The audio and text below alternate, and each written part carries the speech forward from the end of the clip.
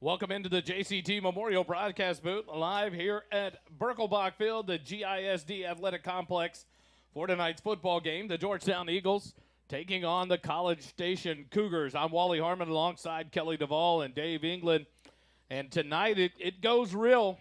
3 games the Eagles took care of in order with the Hendrickson Hawks, the Eastview Patriots, and I missed one. The Leander Lions. I was out of town on that one. That's why I missed it. But tonight, things heated up. Kelly, you got the College Station Cougars coming in. They're 6-1 on the year, but they are 4-0 in district. They are the reigning state runner-ups. A tough loss in the state title game last year against Katy Pytow. But a big game tonight. The Eagles on a setup where they win this game. They put themselves in a good running for a top finish in this district. Right. And everybody is talking about this. We were, I think you were listening to it earlier today on the Horn, on Light the Tower, on 104.9 The Horn, Sports Talk here in Central Texas. They were talking a lot about this game. This game probably has as much implication to district standings as any other game that's happening in Central Texas this week. It'll be interesting to see. You have 2 teams currently sitting at 4-0 in district, 11 in College Station and A&M Consolidated. The Eagles fell in their first district game of the year to A&M Consolidated, and those 2 teams are slated to play next week. And so that will be a large game there back at Bryan College Station between those 2 teams, and it will be interesting to watch if Georgetown can run the upset here. And make a win, take a win out of this game, and then College Station goes into next week against A&M Consolidated. It really gets interesting because the winner of that game then comes out in control. If College Station happens to fall 2 weeks in a row, that puts them down towards a 3rd position. Right. But the Eagles are in control of their own destiny. We talked to Coach Griffin about that on Wednesday night. If they just win their final 3 ball games, great things come to them. And so they got to take it one at a time. That one, hold the rope, do your job. Let's go 1-0. A win tonight puts us really close to clinching a playoff spot. That's step 1. After that, then you're not out of the running for a district title. You're not out of the running for 1st or 2nd in district, which is really where you want to be whenever those playoff matchups happen. But hopefully the Eagles aren't thinking about that tonight. Hopefully they're thinking about this tough College Station team and doing what they have to do to try to beat this College Station Cougars tonight. Stoney Pryor, the head coach of the College Station Cougar, he brings in a slew of coaches on his staff, but highlighted by the defensive coordinator, Chance Locklear, Matt DeBerry, the offensive coordinator, and Brian Edwards, the special teams coach.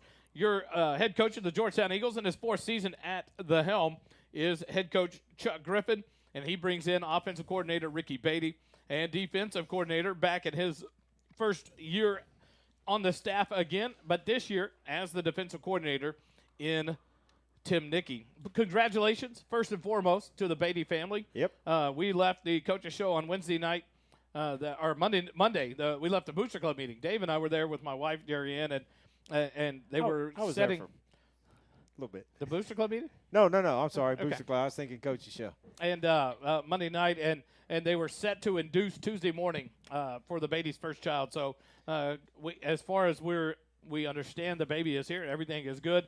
And Coach Beatty back on the sidelines again tonight, right back into the fire to get busy and be here for his team. And so congratulations to them first and foremost. But the talk this week, we talked about it on the Horn and stuff like that.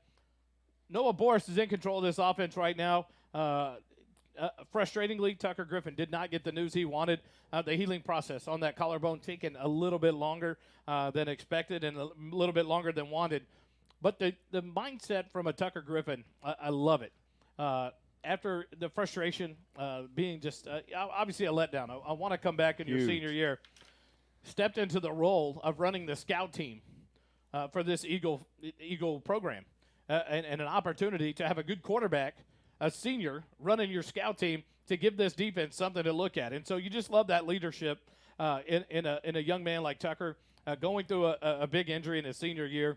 But then you got to love the ability and the drive of Noah Boris to step up in his junior year, being shoved into the starting duties and doing a great job. The talk of the town, the Whataburger quarterbacks to watch, the games to watch this week. This is one of them. A lot of playoff implications, but an opportunity for this Noah Boris to just continue to shine for this Georgetown Eagle team. With College Station coming in, at the beginning of the season, everybody rightfully so had A&M Consolidated and College Station basically penciled in at the top of the district, and then the rest of the fight was for the bottom two. After we played Liberty Hill, suffered that loss, after we played A&M Consolidated, this team really seemed to turn a corner, especially on defense. And tonight, we'll talk about Noah and the job that he has done, and our thoughts and prayers continue to be with Tucker and his healing. Hope he gets back soon. But on defense tonight, this defense has made tremendous strides. It looks totally different than it did those two losses. Tonight, it's going to be the most critical time for this Georgetown defense to tackle and be sure in their tackles and stop these ball carriers, or A&M or College Station is going to run all over this field tonight if the Eagles don't tackle well. The standings for District 11, College Station, A&M Consolidated, both sit at 4-0. Georgetown and Glenn sit at 3-1 on the year. Cedar Park right behind it, 2-2. And then Hendrickson, Leander, and Eastview all 0-4 in district play. And so 4 teams fight for that 5 teams fight for those 4 playoff spots. With Cedar Park continuing to fight. They started the year pretty rough, and now are sitting at 2-5, but 2-2 in district. Their 2 losses to A&M Consolidated and College Station. Their 2 wins coming here in the last 2 weeks. Dave, we got you down there on the camera running around on the field here. Your thoughts on this game? You know, like it's a broken record, like y'all have said. I think if we tackle well, we've got a great opportunity. And if we can stop any kind of offense they're throwing at us, because our offense has demonstrated over the last 3 weeks that it can score, and the whole season for that matter, they can score in rapid succession, whether it be a one play 79-yard run for a touchdown or a bomb over the top to one of our wide receivers. So our offensive line is huge.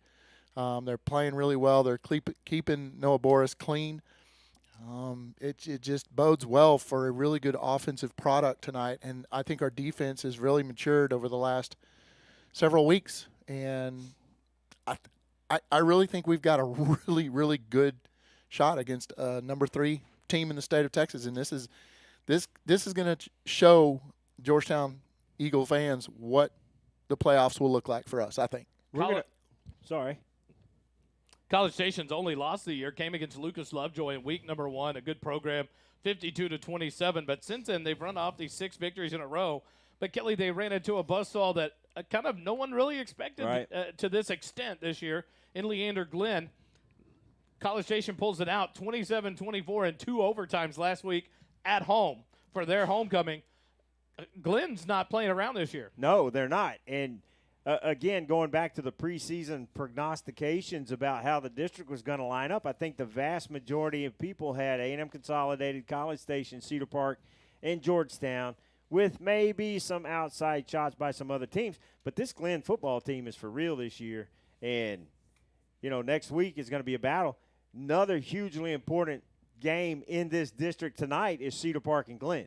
And next week, the Georgetown Eagles will be on the road Thursday night at Gupton Stadium to take on Leander Glenn. So schedule changes that to look forward to for our fans. Wednesday night, we will not be at the Golden Rule. We will be live here from Georgetown High School over on the second field for the freshman games that will be, or the JV games that we'll be playing.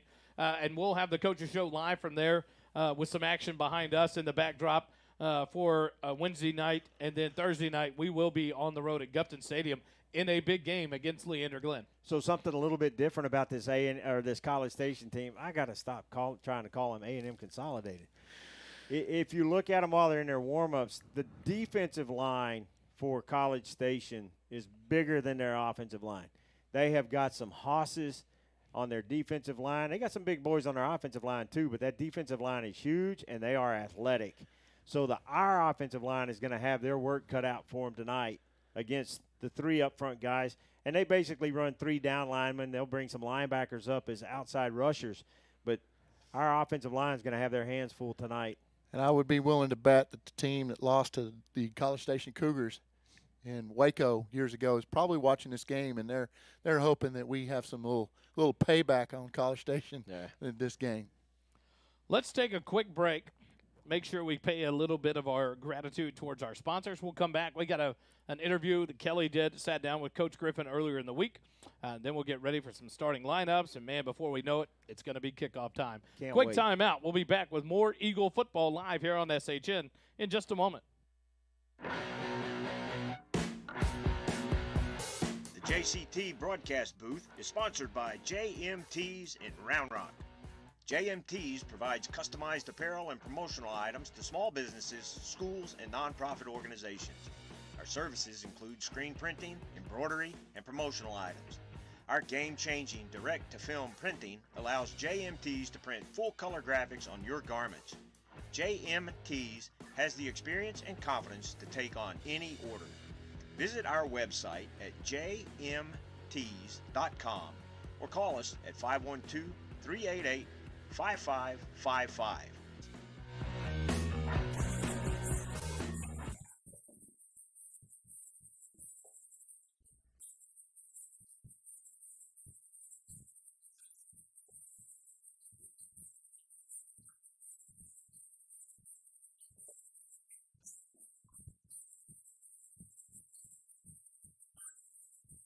Back here live in the JCT Memorial Broadcast booth, brought to you by JMT's. JMTs.com. Omar, Susie Tompkins, the owners of JMT's, proud sponsors of the Jason Chance Tompkins Memorial Broadcast booth this season on SHN Sports. Kelly, talk to us about it, and then we'll roll to it. You had a chance to sit down with Coach Griffin this week. I did, and I was expecting a little bit different tone from the previous 3 weeks in my interview with him, but Coach was excited about this game this week and liked how his team was working to get ready for these College Station Cougars tonight. So here is that interview that we had with Coach, and again, we always appreciate him taking the time. Here's that interview, folks.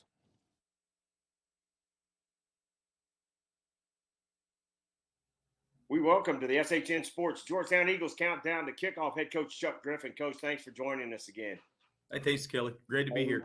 We really appreciate you taking this time. We know you're busy, but we get some good feedback on this, so we appreciate it. Good. So big win against Eastview last week. What are your thoughts on that game? You know, it's always good to get a big win, period. Always good to win a crosstown game, and that's always good. So, and to get a District 11-5A win. So, I mean, good all the way around. Win's hard, and winning football games is hard. So, being able to get one and it count in our district, count, across town, and just be a win is really big. Yeah, the kids came out really focused and started off just as hot as they possibly could. Yeah. I asked you last week about keeping them focused, and you obviously were able to do that, and these kids were ready to play Friday night. Yeah. I was really proud of our effort and how we played and how locked in we were. So came out really good. As you look at the stats from last week, very balanced offense and defense, but running the ball really set up being able to hit some long downfield shots. Yeah, for sure. Talk about what the job that offensive line did up front last week in keeping Noah safe and opening holes for the running backs. You know, our offensive line has been growing, getting better every week. We got some big guys this year, especially compared to the last couple of years, and we're big up front. Those guys are growing and doing a good job and learning and having a running back like Andrew who's able to run the football and rack up some yards. They've got to answer that. They got to have a plan. So that makes them weak in some other areas so we can take some shots over the top. So been really good seeing those guys, protect your quarterback, to open up and run lanes. So I'm really proud of our offensive line. A little more on the offense. Noah Boris just continues to really run this offense really well. Another perfect QBR, and actually 12 for 12, I think, on his 12 passes. for 12, yeah. And some deep shots, too, accurate on the deep throws. 65-yard touchdown to Drayden. Yeah.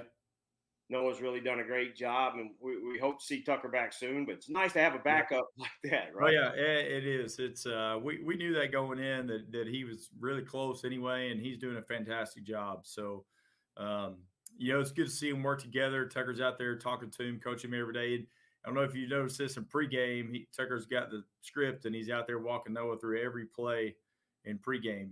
So that's kind of cool to see. As coach and as a dad and those kind of things. So, Noah's done a tremendous job, and I'm really glad he's a Georgetown Eagle.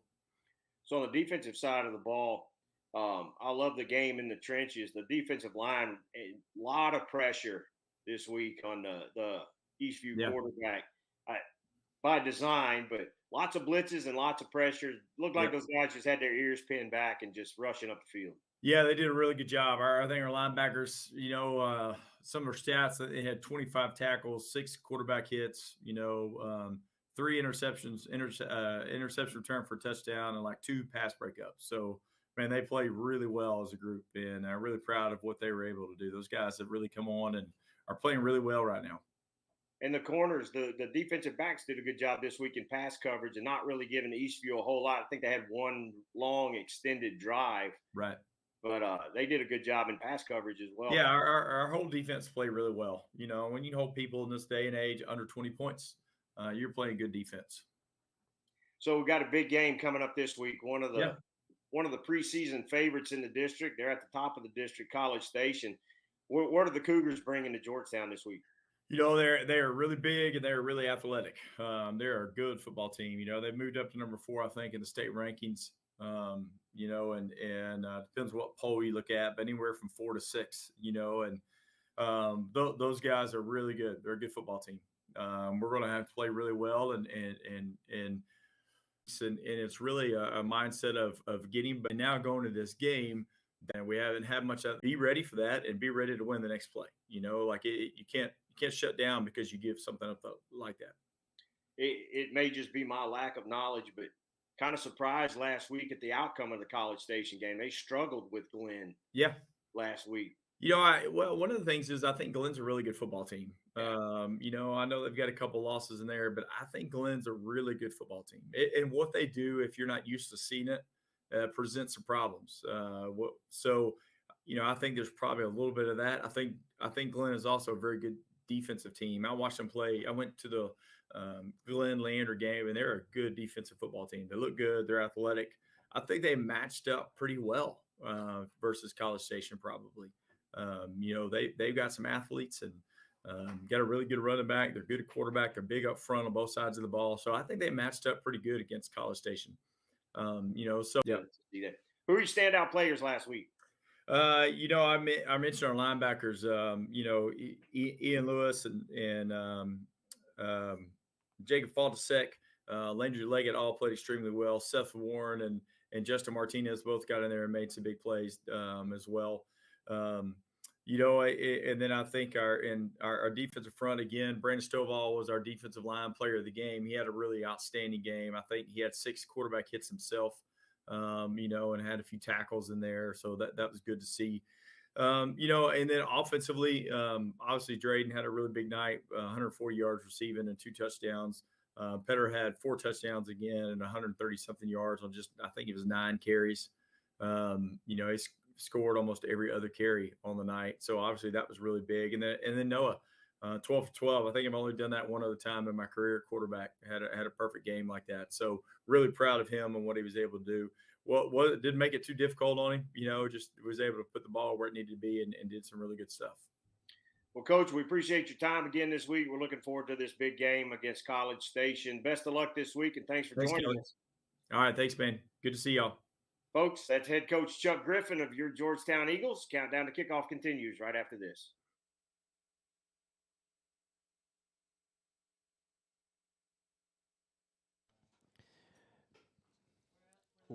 Welcome back to the GISD Athletic Complex. I'm Kelly DeVoll alongside Wally Harmon as he gets reset up here. David England. Excuse me. Oh, wow. Wally Harmon's now on the mic. We've got Jerry Ann Harmon, our producer, and Holden Tuma, our statistician. Dave, have you given us our weather report for the night here on a beautiful Friday night? I have not. It is perfect weather for football in Central Texas. It's 79 degrees at 7 p.m. for the kickoff. By 10 o'clock tonight, it's going to be down about 72 degrees. Winds are south at 13. So that might play into it. The winds start to slow down a little bit as the evening goes on, but you can't paint a better day for weather. Not a cloud in the sky. It is a beautiful night here in Georgetown, Texas. The Conley Cougars, the College Station Cougars come in. They're wearing the all whites with the dark helmet. Your Georgetown Eagles wearing the silver pants with the black jerseys and the silver helmets. And so let's go to Kelly. We'll go over and work on the starting lineups. Knock that out. That way it doesn't interfere when we get ready to go to the national anthem and get the teams running out. So, Kelly, the starting lineups for the Cougars of College Station. On offense tonight for the Cougars, at right tackle is number 73, Antonio Calderon. He's a senior. The right guard is number 58, Logan Bradshaw, also a senior.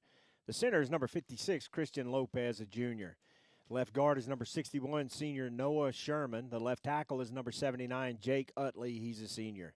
The running back tonight is number 16, Zach Dane. Zach's a senior. The X-back is number 8, A.J. Tisdale. He's a senior as well. The tight end is number 26, Aiden Martinez-Brown. He's a sophomore. The Z receiver is number 1, Jackson Verdugo. He's a sophomore. And the Y receiver is number 6, Bo Cortan. He's a senior. At quarterback tonight for the Cougars is number 17, Arrington Maiden, and he is a junior. The kicker and punter for College Station is Connor Young. He's a senior. He'll be wearing number 28 tonight. On defense for the Cougars, the nose tackle is number 60, DeAndre Harwell. He's a junior. The end is number 94, Corbin Johnson, a senior, and the other end is the junior, number 91, Cinco DeGuerre. The middle linebacker is number 44, Jackson Edwards, a senior. The linebackers are number 11, senior Shane Bellows. The other linebacker is number 34, Jaden Bellows. He's a junior. The J back is number 9, Chance Johnson, a senior. On the other side at linebackers, number 7, Colton Griswold, a senior, and number 5, senior Harrison Robinson. And the corners for the Cougars are number 2, Isaiah Pennegraph, and number 8, A.J. Tisdale, and they are both seniors. For your Georgetown Eagles tonight, starting with the offense, at right tackle is senior Austin Nelson, number 78. The right guard is Jordan Errett. He is number 76, and he is a junior. Number 65, Broden Elliott, is the senior center. Number 72, Ian Sanders is left guard, and Ian is a junior. Number 77, Logan Gegelman, is the senior left tackle. And the tight end is number 17, Jacob Weisheimer. He's a junior. Number 6, Drayden Dickman, the outstanding receiver for the Eagles, is a senior. He's wearing number 6. And the other wide receiver is number 2, Marquise Dominguez. He's a junior. Number 11, Weston Bruce, is the senior slot receiver, and the other slot receiver is junior Cody Hoyaback. He's wearing number 26 tonight. And the running back, all Central Texas running back, just stud running back. I think he's got over 1,100 yards so far this season, is number 22, Andrew Petter, and Andrew is a junior. And at quarterback, junior Noah Boris, number 12, will be running this Georgetown offense. On defense for the Eagles tonight, number 35, Brandon Stovall, is the defensive end. Number 5, Daniel Obina, the senior, is the nose tackle. And the other defensive tackle is number 99, Michael Valenta. Michael's a junior. The bandit is number 39, senior Tyler Duncan. At Mike linebacker is number 13, Landry Leggett. Landry is a junior. Number 8, Jacob Faltasek, is the senior whip linebacker, and the razor linebacker is senior Ian Lewis, number 10. Number 9, Gabriel DeNova, is a senior, and he is safety. The other safety is number 41, Thomas Scholes, and he is a senior. Number 19, senior Colin Casey, is one cornerback, and the other cornerback is number 3, Leo Diaz, a senior. On special teams tonight for the Eagles, number 30, Aaron Guzman, is the junior kicker and punter. Michael Valenta is the long snapper for extra points and field goals. Noah Boris is the holder for extra points and field goals. And the long snapper on punts is number 41, Thomas Scholes. And the returner is Drayden Dickman. And sometimes you'll see Andrew Petter back there with him, especially on kickoffs. And that's the starting lineups for your Eagles tonight. You know, Wally, Kelly, if you're the defensive coordinator for College Station Cougars, you probably didn't get much sleep this last week trying to figure out, do you stop Petter? Do you stop the wide receivers? I mean, Boris can run. What do you do? You know, you say that, Dave, and they were talking about it today on Sports Talk about the Cowboys. The offense will open up again this weekend with the Dak Prescott going in, it just closed down some for the Cowboys with Cooper Rush. He did a good job, and he managed the offense of what they allowed him to do, and you couldn't ask for more out of your backup. And then you look at UT when Hudson Card came in, you still toned that offensive scheme down until you got back Quinn Ewers now opening up that cannon of an arm. That's something that you just haven't seen here with these Georgetown Eagles. Noah Boris has allowed this offense to stay open and to attack from all angles. The ball last week, just 2 balls stuck out in my mind over last week game against Eastview. The big touchdown pass from Noah Boris to Drayden Dickman, where he catches it in stride over his shoulder, nonstop, doesn't have to check up or anything for the touchdown. And then the fade, the 27-yard fade to Marquise Dominguez. He ran up under it right to the corner of the end zone. 2 touchdown passes on 2 beautiful balls by what you're calling your backup quarterback. Right. And now, obviously, we don't call him our backup quarterback. You call him Noah Boris, the starting quarterback for the Georgetown Eagles. But thank goodness, what an awesome advantage for Georgetown that he's a junior, and that's going to have a lot of experience coming back his senior year. Well, and something that we talked about, Georgetown's going to have to tackle well tonight. Guess what? College Station is going to have to tackle well tonight. They're going to have to play really good defense, or they're going to come in here and get beat. I guarantee these coaches watched a lot of game film between Leander Glenn and College Station. Leander Glenn did a lot to throw this College Station team into a tailspin. And they came out victorious, and you give that to College Station. Good teams win bad games, win tough games. The thing is, Georgetown has been just building to continue to do good things, even through trial and tribulation. Well, and their quarterback is a junior, Arrington Maiden, number 17. He's a junior, like Noah is, so may be prone to some mistakes because this is his first year as a starter, I believe, on varsity. So I think tonight, the key tonight to victory is going to be who plays the best defense and who hangs onto the football. Turnovers are going to be absolute gold tonight, and you've got to stay away from the turnovers. And I give an edge to our special teams. Our special teams has been doing really well. And I love the way Coach addressed it. He said, man, you're going to have some slip-ups in the kick game when you're kicking 28 times, kicking off 28 times. Guess what? That's a lot of opportunities to have a few mess-ups. Sure. But we haven't given up any touchdowns. I tell you what, Keaton Bradley, I believe his name was, for Eastview, their sophomore phenom that's going to be fun to watch over the next few years, 2 years, is the fact of what he did with the ball in his hands, but that kick coverage was just phenomenal overall. The hit of the week, Kelly, I don't know, you weren't there Monday night. The hit of the week was Aaron Guzman. Yeah, and Coach goes, I did see that on the chart. And Coach goes, man, that's awesome. He had the hit of the week. I don't like my kicker having the hit of the week. And so Aaron Guzman did not shy up and just say, hey, I'm going to push you out of bounds. Aaron Guzman wrapped up and took the returner out of bounds on a hard tackle. But luckily and gladly, he got up and continued to kick well for the Georgetown Eagles. But things like that you look at in this roster. I sat there and circled them, Kelly, as you were going through the starting lineup. Names that you call this year, that we have been calling this year, that get ample amounts of playing time, but at the same time are coming back next year. Key ones, Michael Valenta, his 3rd year as a senior, he'll be a 3rd-year starter on a defensive line to anchor that defensive line. And then you look at a Jordan Arrett. You look at an Ian Sanders, Andrew Urban, the defensive end, that's just a sophomore, but has come in and played some valuable minutes, made a lot of valuable tackles for this Eagle defense.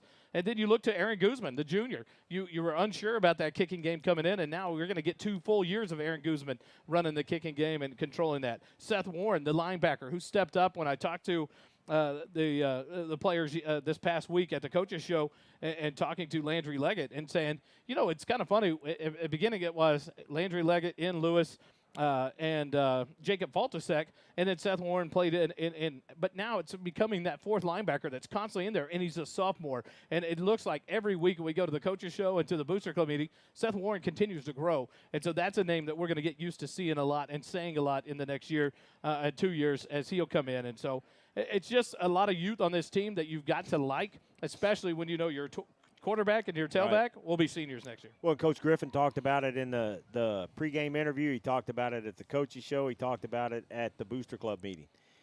Being able, scoring 70 points, 59 points those 3 weeks, able to get a lot of guys snaps in the second half, early in the second half, not just cleanup time. So you're still running your offense. You're still running your defense. So some of these players that are going to be back next year that aren't necessarily starting this year getting valuable time, we talked about it at the coaches show. Previous week, 20 different people had tackles on offense. Last week against Eastview, 24 different people made tackles for this defense. Much improved defense. The Georgetown Eagles make their way out of their locker room, and they will go through the stands. Dave following them on the camera for us here as well. As the Georgetown Eagles make their way. I tell you what, right there, Dave and Kelly, you see the wind and what it's doing. Those flags whipping as the players make their way up down this front entryway. The stands stand. All the fans start to stand up. But one thing we noticed, Kelly, as you look ahead, there's a lot of pink on this Eagles side. A great night tonight. Cancer awareness, doing some things. This program doing some fundraising for a great cause. And so you see the pink across the home stands on the cheerleaders, the Georgettes as well, the athletic trainers down on the field, the choir as they get ready to sing, a lot of pink in their outfits, the student body. So a good night tonight for this Eagle crowd as they raise awareness and raise funds on this pink out night. We are excited about this game. I know we've been chomping at the bit to get this game going, and now that the players are walking through, it's just really exciting. I cannot wait for this kickoff to happen. I'm thinking we're going to have a really, really good ball game tonight here in Georgetown. As they have the special cause, my wife was saying in our ear here just a minute ago, her aunt just diagnosed yesterday with breast cancer. And so it's a awful disease that continues to ravage through our nation and our world. And so every time they do something, my mother-in-law, a two-time breast cancer survivor, and so it's just it's such a morale beater. It's just crazy what it does to the morale. And but to encourage, we hope to encourage each and every one of those with cancer to continue to fight. As we just pray that the right cures and the right things are found each and every week, that these trials and tests and studies are done, that one day we can tackle this thing called cancer and beat it and stop letting it ravage through society as it has. And so what a night tonight. Tackle cancer, the sign even pink that the cheerleaders will hold up as the Eagles down in the south end zone. The black uniform tops, the silver pants, the silver helmets. The Cougars of College Station have yet to make their way out. Here they come as we say it. They come out of their locker room. Yeah, if you notice, the band's a little louder tonight. You've got the middle schools out there. That's right, Dave. Playing with the band, so we'll try and feature them at halftime, and I'll try and pan around a little bit, see if we can get some of the youngsters on camera tonight. The Georgetown Eagles, 5-2 on the year, 3-1 in district play. Chuck Griffin leads them in tonight. College Station here tonight. Next Thursday night at Glenn for a huge district matchup at Gupton Stadium. And then we finish the year at home on November 4th. The regular season at home on November 4th against the Cedar Park Timberwolves. But first things first, gentlemen, the College Station Cougars are here tonight. The Georgetown Eagles with work to do, and you can see it in this play. These teams, this team, they are ready to roll. And here they come through the sign. Your Georgetown Eagles. Crowd mic up a little bit to catch some of that band playing as the Eagles take the field out of the inflatable and through the sign all the way to the north end zone. The Georgetown Eagles coming to the ball game averaging 49.6 points a game, and they average allowing 28.7 points per game. The College Station Cougars averaging 39.1 points per game and points against at 19.7. Gentlemen, trivia question of the night for you, Kelly and Dave. How many times head-to-head have College Station and Georgetown met? And second question, who won the game? Third question, can you give me the score? They've met once. College Station won, and I don't know the score. It was a 3-point or 3-point margin. That is correct. I had a rough time on that game. What year? It was 2018.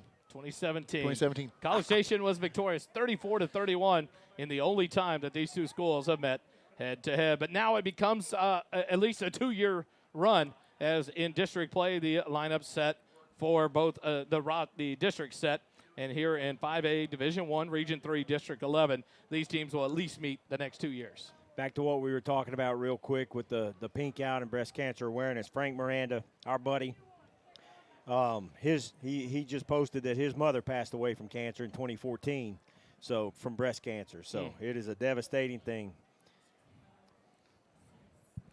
And now the captains prepare, but they will wait as the colors get ready to be presented. And we will have the national anthem here in just a moment. Your Georgetown Eagles lined up here on the near sideline. It looks like we're going to have Jacob Faltasek, Broden Elliott, Drayden Dickman, and Tucker Griffin as the captains for your Georgetown Eagles. For College Station will have number 7, Colton Griswold. Number 0, Marquise Collins. 44, Jackson Edwards. And number 5, Harrison Robinson for the Cougars. Marquise Collins is the one that Holden was telling us about, the running back with the ACL tear that is out for the season. And that's cool. You see Tucker Griffin going in as one of the captains for this Eagle team, and Marquise Collins, the captain for the Cougars. Yeah, Marquise was three-star running back in the recruiting rankings. So we're going to go to the PA mic. And number 65, Broden Elliott. See if we get the referee's mic for the coin toss.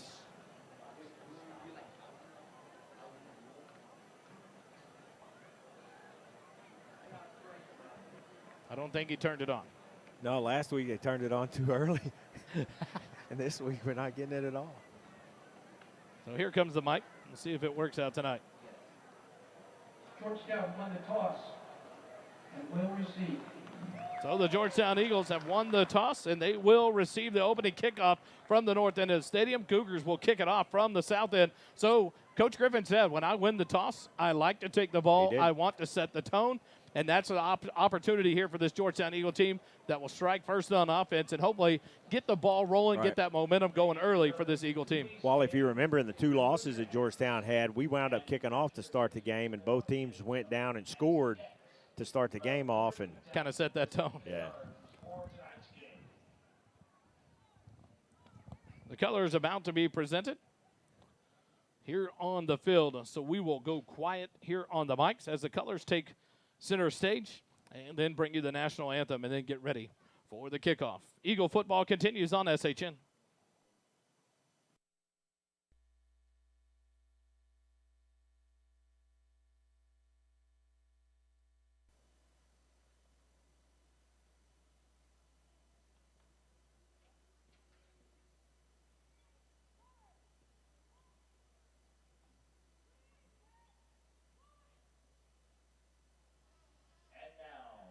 Georgetown High School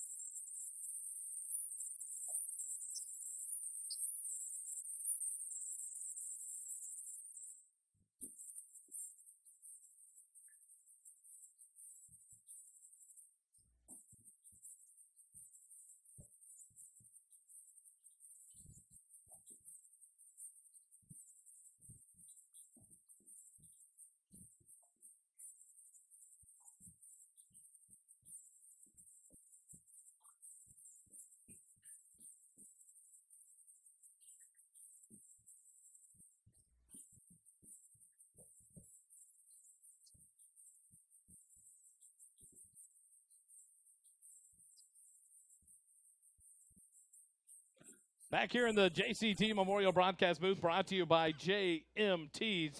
JMTs provides customized apparel and promotional items to small businesses, schools, and nonprofits. JMTs has the experience and the confidence to take on any order. JMTs.com.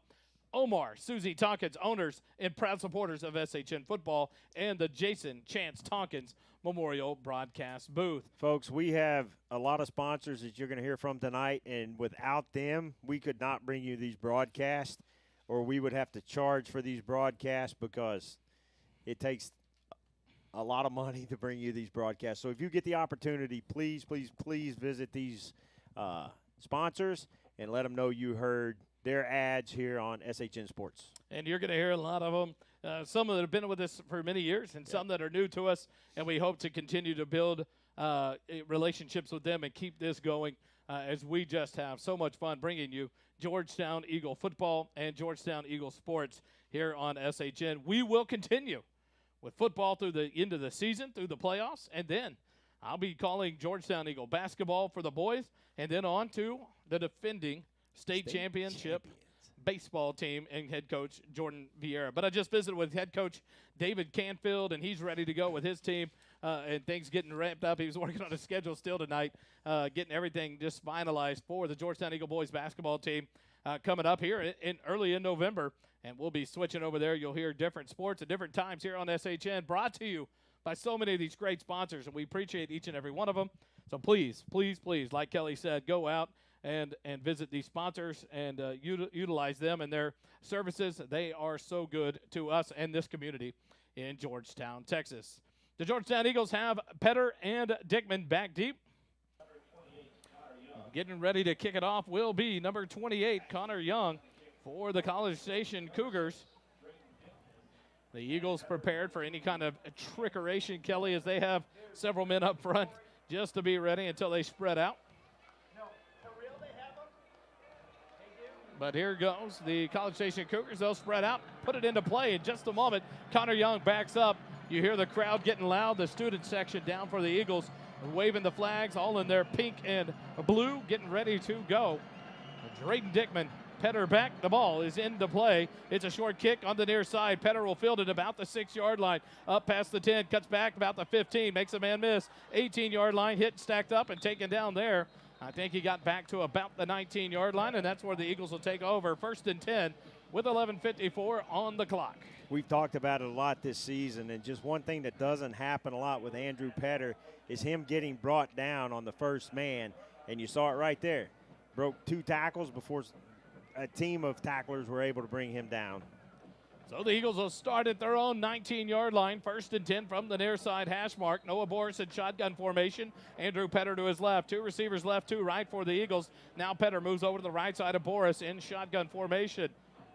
Snap will come back to Boris. He'll drop back looking to pass. He's looking long, and he's going to hang it up, and he's got Drayden Dickman wide open. He got it. 50, 40, 30, 20, 10.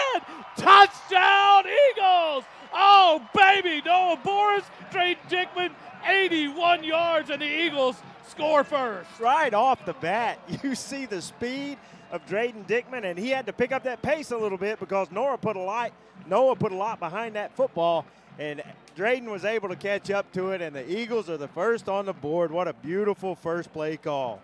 Now the Georgetown Lumber and Supply extra point attempt. Aaron Guzman on to attempt. Noah Boris ready to hold. The snap is back. The hold is down. The kick is away. And it is good. Georgetown leads it 7-0 after 18 seconds into this ballgame. And boys, they're going to have to play defense. They are. And Noah had all day standing back there. So that Eagle Football Boosters drive summary going to be really easy. College Station Cougars. Oh, there you go. That microphone. There you go. Welcome to Georgetown. Exactly Welcome to right. Birkelbach. That was a thing of beauty right there. I don't even want to go to commercial. No. The Georgetown Eagle Football Booster Club scoring drive summary. Kelly, you knocked it right out of the park.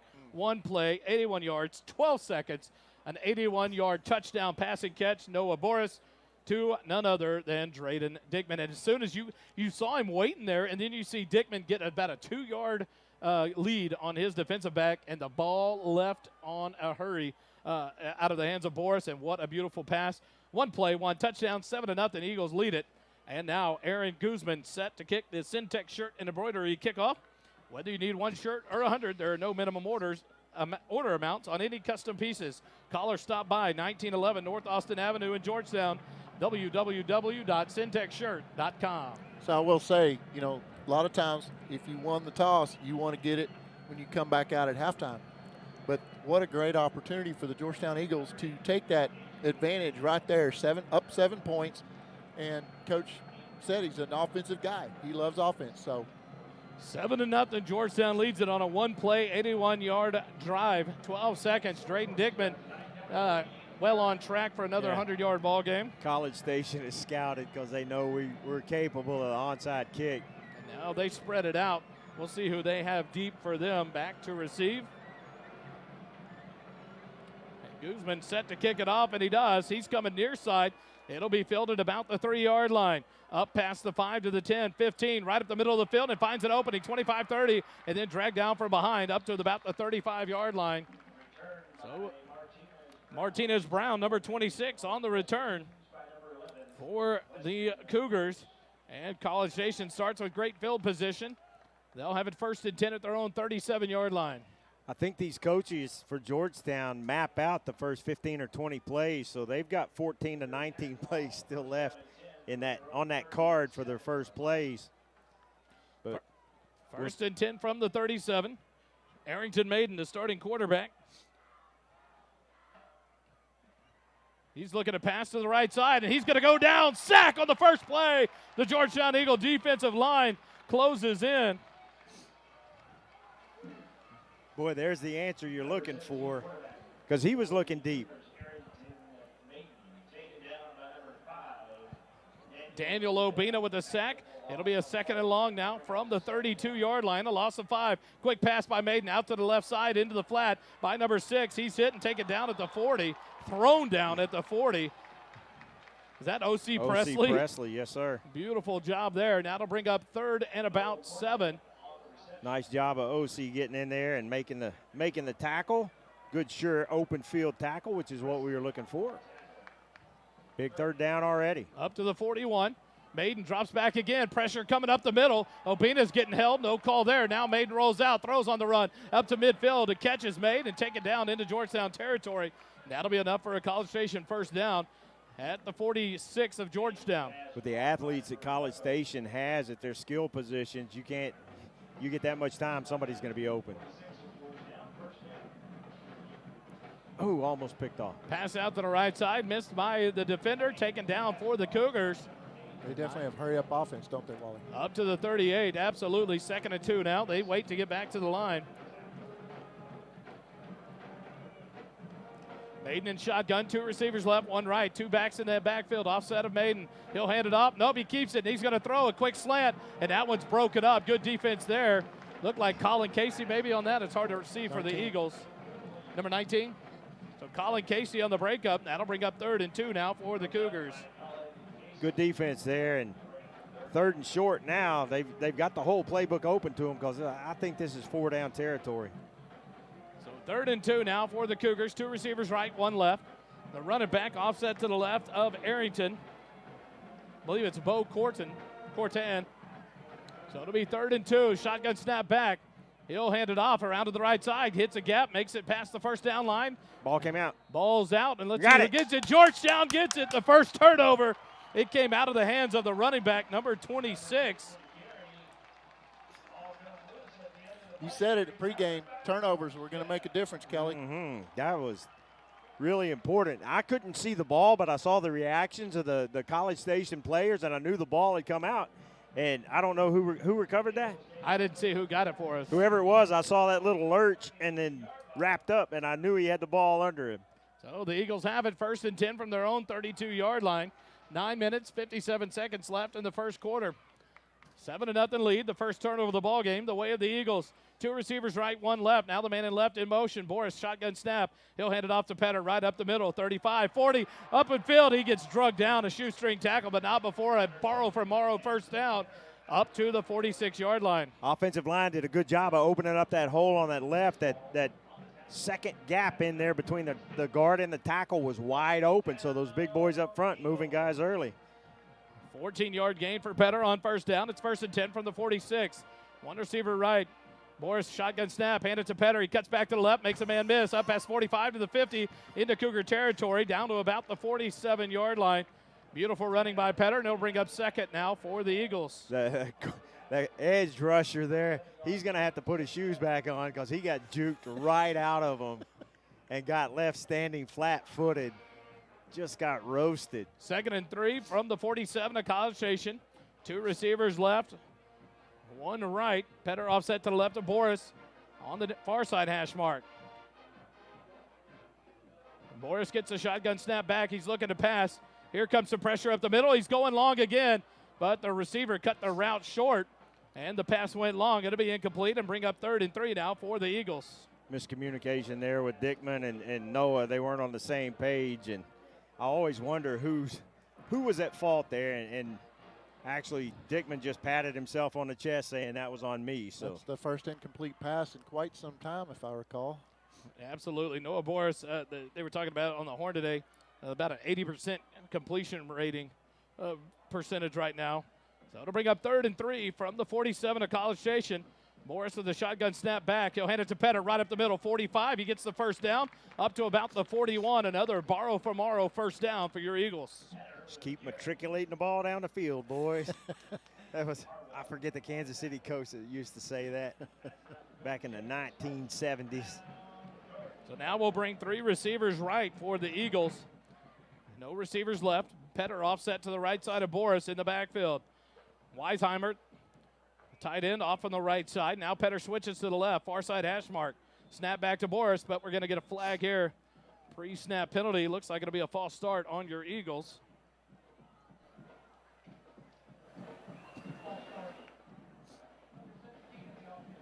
It'll be a false start on the Eagles. So that'll back them up and make it 1st and 15 now from the 46-yard line.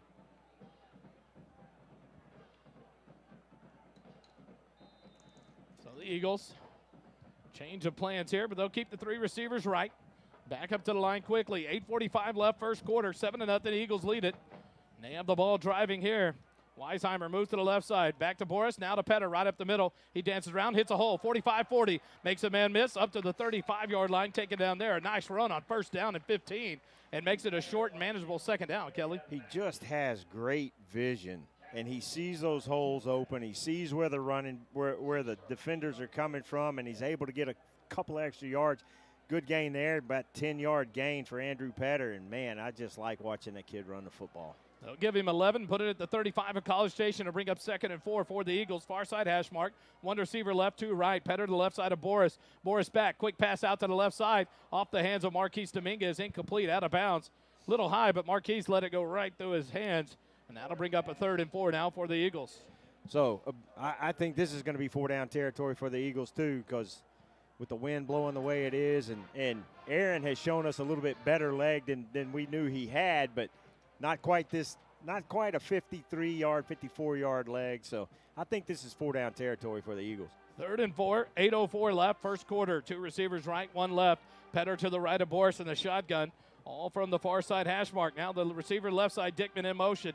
Back to Boris. Boris will hand it off to Petter. He cuts back up past the 35-30, breaks a tackle up to the 25, finally ridden down. And I mean ridden down by number 94, Corbin Johnson, but not before another borrow from Morrow first down inside. Nope, that is not going to be inside the red zone. They brought him back, 25-yard line. What a 10-yard run there by Petter. Yeah, and 94 is a little bit bigger than Petter, but he was getting a piggyback ride down the field just then. 2 receivers left, 1 right. Morris turns around, fakes the handoff. He's looking right. Now he's back left, a wide open receiver at the 10, 5, touchdown Eagles! 7:33 left in the first quarter, and the Eagles put their second touchdown on the board. And I believe that is Drayden Dickman again. Number 11, Weston Brutes. Weston. Getting some action there. A beautiful route for Weston. And he cut it up at the 10-yard line and took it to the house. Touchdown, Georgetown, 13-0 in the G-Town Lumber and Supply extra point attempt. is on the way. What a well drawn up play, and I'll talk about it after this extra point attempt. Snap back to Boris. The hold is down. The kick is away, and it is good. 14-0. The Eagles lead at 7:33 left in the first quarter. We'll take our first time out. Be back with more Eagle football on SHN.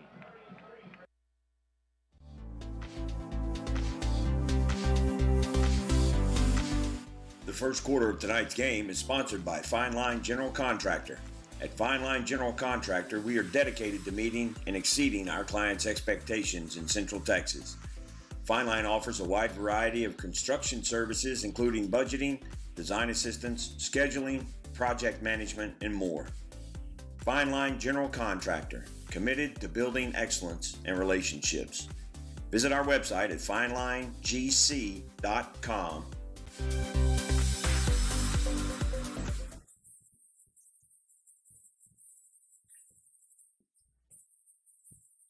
That's right. Bring that fight song back in, baby. 7:33 left in the first quarter. Your Eagles lead at 14-0 over the College Station Cougars. The Georgetown Eagle Football Booster Club scoring drive summary: 8 plays, 68 yards, 2 minutes, 24 seconds off the clock, and they capitalize on the first turnover of the ball game. The fumble by the Cougars, capped off by a 25-yard touchdown pass from Noah Boris to Weston Bruce. That was a well-drawn-up play. Everything was designed to come to the right except for the pattern. And I saw Marquise Dominguez stop his route, and I was going, what are you doing? Oh, and then he threw the ball back across the field. And what a job. Design and what a job by Weston Bruce. He caught it and then curled to the outside quickly, makes his man miss right up the sideline into the end zone for the touchdown. We did bring up some bad memories for Coach Funk. He just texted me and said that last College Station game was the last game he coached here. Kickoff into the Cougars, fielded at the 4-yard line. Martinez Brown right up the middle again, but he's hit and taken down. What a shot there by the Eagle kick coverage. That's 41. Thomas Scholes. I tell you what, he likes to lay the wood, and he does it right there. Martinez Brown gets it back to about the 23-yard line, and the Cougars will take over 1st and 10 with 7:28 left. We've talked with the coaches and players this year, like at the coaches show, about how the defense feeds off of what the offense is doing and vice versa. And special teams is hitting, defense is hitting, offense is scoring. Great start for the Eagles. Back to Maiden, quick pass to the outside, makes his man miss up to the 30, taken down there by a couple of defenders. And it'll be just a yard short of the first down. Colin Casey with on the receiver, number 1. Jackson Verdugo. And now it's 2nd and 1. No, they're going to spot it right at the yard to gain. Another 1st and 10 at the 33. Maine will hand it off. Martinez Brown gets stuck at the 35, but falls forward to about the 37. That'll be a gain of about 4 yards and bring up 2nd and 6. I think the run game is the primary concern for the defense, but they have so many skilled positions with so much speed that they can get after you a couple of different ways. Back to Maiden. He's looking right. And now he's going to be hit, sacked by the Eagle defense. Daniel Obina scoops up his man, and who is it? 35. That is Brandon Stovall Hawkins gets the sack, and now it brings up a long 3rd and 12, back to the 31 for the Cougars. Well, you can tell the defense was ready to play tonight. Offense was ready to play, so here we go with 3rd and 12. From the 31-yard line, 6:15 left first quarter, empty backfield. Maiden, he's going to go to pass, and he does to the right side and hit, and it's incomplete. What a job there, Colin Casey.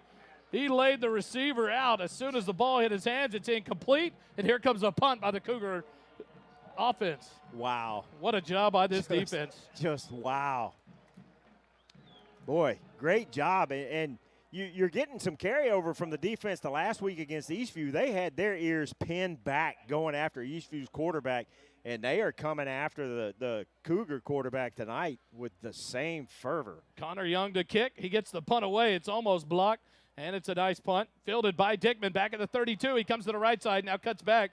No room on the return. Great punt coverage by the Cougars.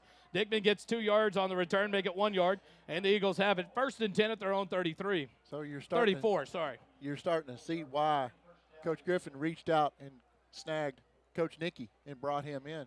It's brought a different level of enthusiasm and just different defense. Coach Nicky's hugging teddy bears and kissing puppies right now.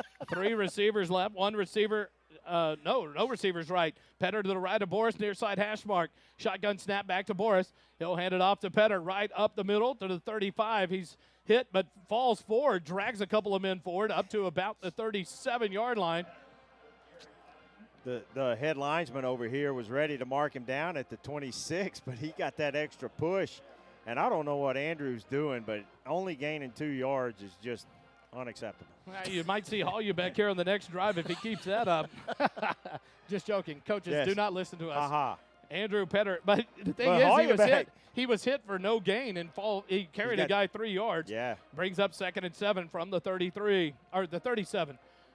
2 receivers right. Boris, he'll hand it off to Petter. Makes a man miss in the backfield, and now a shoestring tackle there. Give credit to number 33 on the tackle, Zach Profit. He grabbed the ankle of Petter and brought him down at the 39. And that brings up 3rd and 5 now for the Eagles. You get a hand on him in the backfield, and that's not enough. Somebody grabbed his shoulder pads. That's not going to do it. And when you think he's going to get stopped in the backfield, he winds up a couple of yards down the field. So 4th and medium now, or 3rd and medium. 4:45 left here in quarter number 1. Georgetown leads it 14-0. 3 receivers left, 2 right. Empty backfield for Boris, near side hash mark. And now we're going to get a timeout from Coach Beatty and the Georgetown Eagles. 4:44 on the clock officially as we take a timeout. Georgetown leads it by 14. Back with more Eagle football on SHN in just a moment.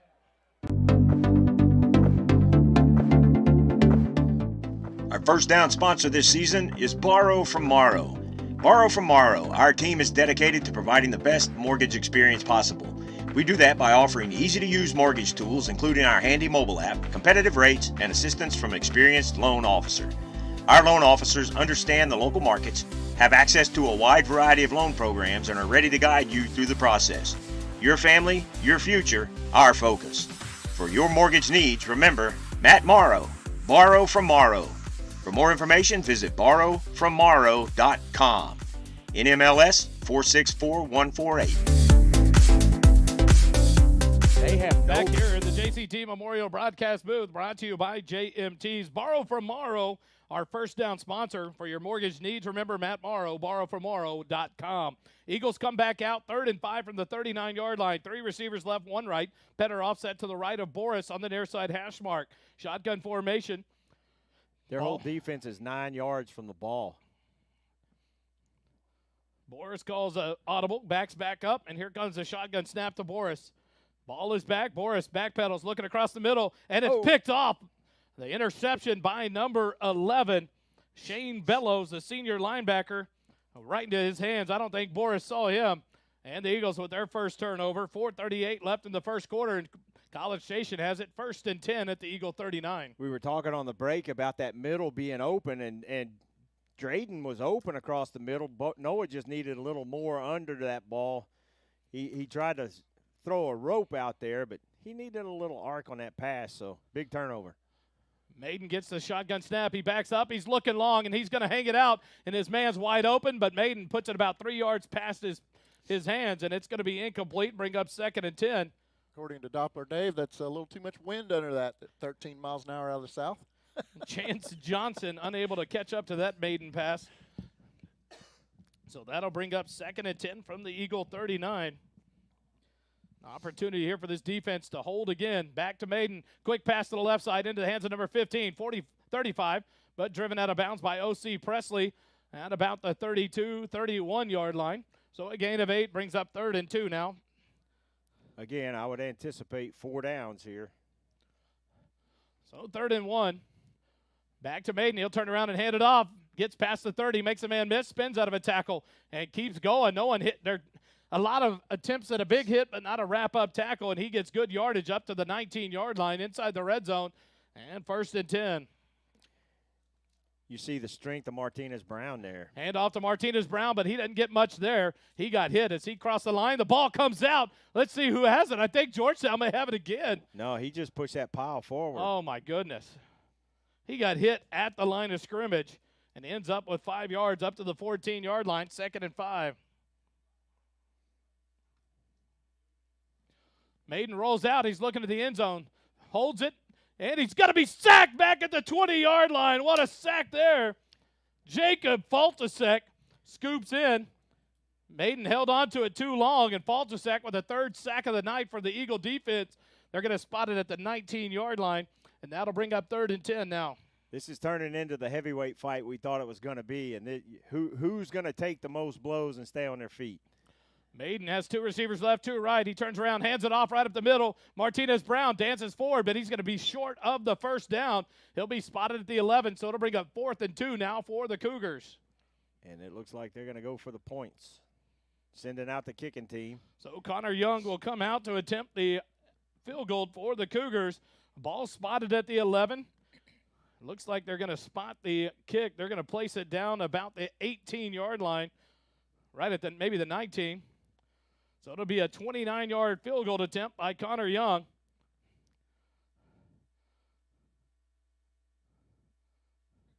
Eagles looking to come full aboard. Snap is back. The kick is away. And it is good. And with 2:40 left here in the first quarter, the Georgetown Eagles lead it by 11. The Cougars take advantage of the interception, drive down, get a field goal, and now the Eagles will get the ball back here in the first quarter. What you like to see out of your defense, bend, don't break, and especially on a quick turnaround, and getting a good job there of keeping them out of the end zone. Well, and I was going to say, that's a win for the defense. You turn the ball over in your own end of the field against an offense like College Station has, and holding them to a field goal when you've put up 2 touchdowns is huge. And Daniel Obina has been a big part of this defense tonight. Him and that front 4 that have been attacking, and this is what we needed from the defense. And College Station is going to be happy with being able to come away with points after the turnover, but it's not everything that they wanted, but. So the Eagles will set to receive the kickoff with 2:40 left here in the first quarter. First quarter brought to you by Fine Line General Contractors. Tell you what, they do a lot to support us here at SHN. Thanks to Fine Line General Contracting for their support of Georgetown Eagle football. Connor Young knocks the 29-yard field goal through to cut the lead back to 11 for the Eagles, 14-3. And now the Eagles will go on their 4th possession of the 4th quarter already, Kelly. Wow. After receiving this kickoff, Connor Young set to kick it away. Drayden Dickman, far side, at about the 7-yard line, backs up to about the 6 or 5. Andrew Petter on the near side of the field. Connor Young walks up, and he'll boot it away, and it's a high kick deep on the left side, fielded by Petter at the 7. He comes right to the 15, cuts back at the 20, 25. He's got open field. He's got to beat number 3, and he does. There's a flag on the field. Petter on his way back. He'll knock the kicker down and be taken down at the 25 of College Station. But this one's going to come back here, and Georgetown knows it. They're waving back. Hey, come on. That'll be a holding on the Eagles. Yeah, threw him to the ground. Grabbed him by the shoulder pads and threw him to the ground. I'm not sure who it was, but it's a good tackle. So the holding on the Georgetown Eagles will back this one up. That wasn't the positive tackling that I was talking about in the pregame. But a good example for your defense.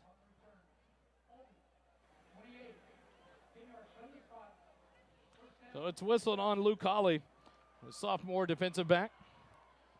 So it's thrown at the 28-yard line. So it'll be marked off 10 yards from the spot of the foul. The Eagles will have it 1st and 10 at their own 19 with 2:28 left here in the first quarter.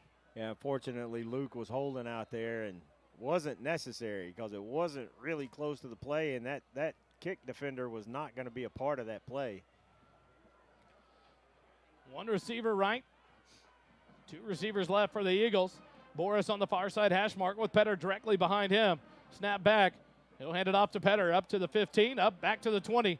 Makes a man miss, slips a tackle up to about the 23-yard line. So that'll be a gain of 5, bring up 2nd and 5 for the Eagles. You know, we were joking about it a little bit earlier, but Andrews had the ball in his hands a lot. He's run a long way. That last one came back.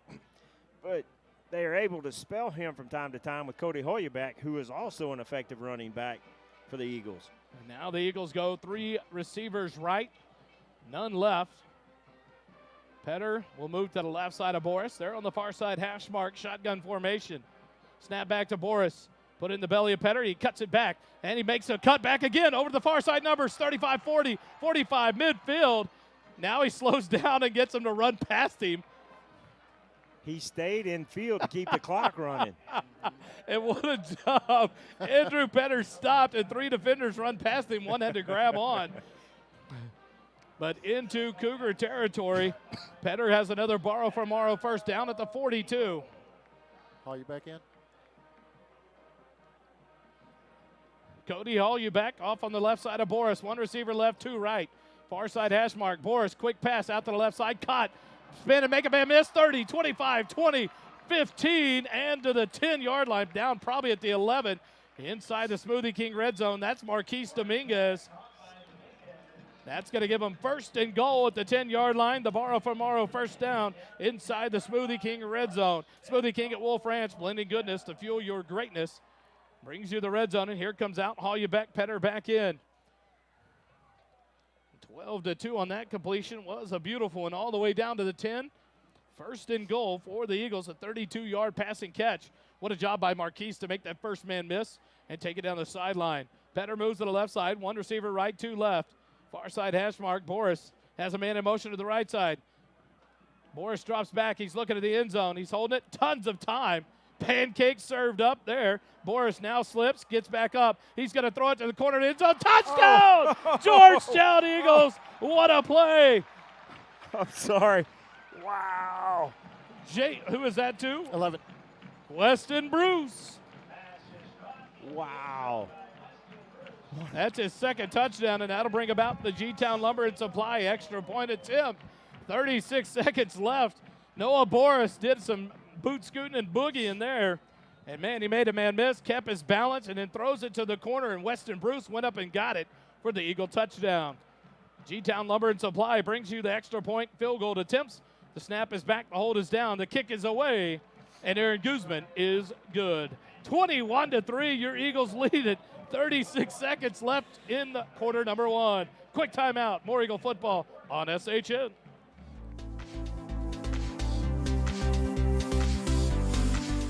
The first quarter of tonight's game is sponsored by Fine Line General Contractor. At Fine Line General Contractor, we are dedicated to meeting and exceeding our clients' expectations in Central Texas. Fine Line offers a wide variety of construction services, including budgeting, design assistance, scheduling, project management, and more. Fine Line General Contractor, committed to building excellence and relationships. Visit our website at finelinegc.com.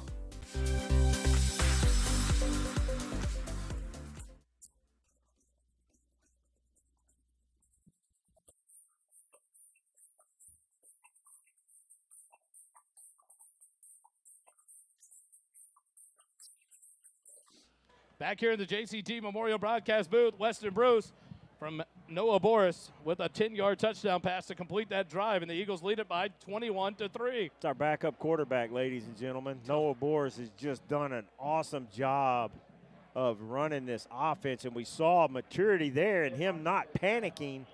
He had plenty of time in the pocket, but when the pocket started to collapse and he rolled out, he didn't panic. He just started directing traffic like he was at a construction site. And there was so much on that. Breakfast was served, pancakes up Yes, front. sir. I tell you what, then Weston Bruce went up top to get it.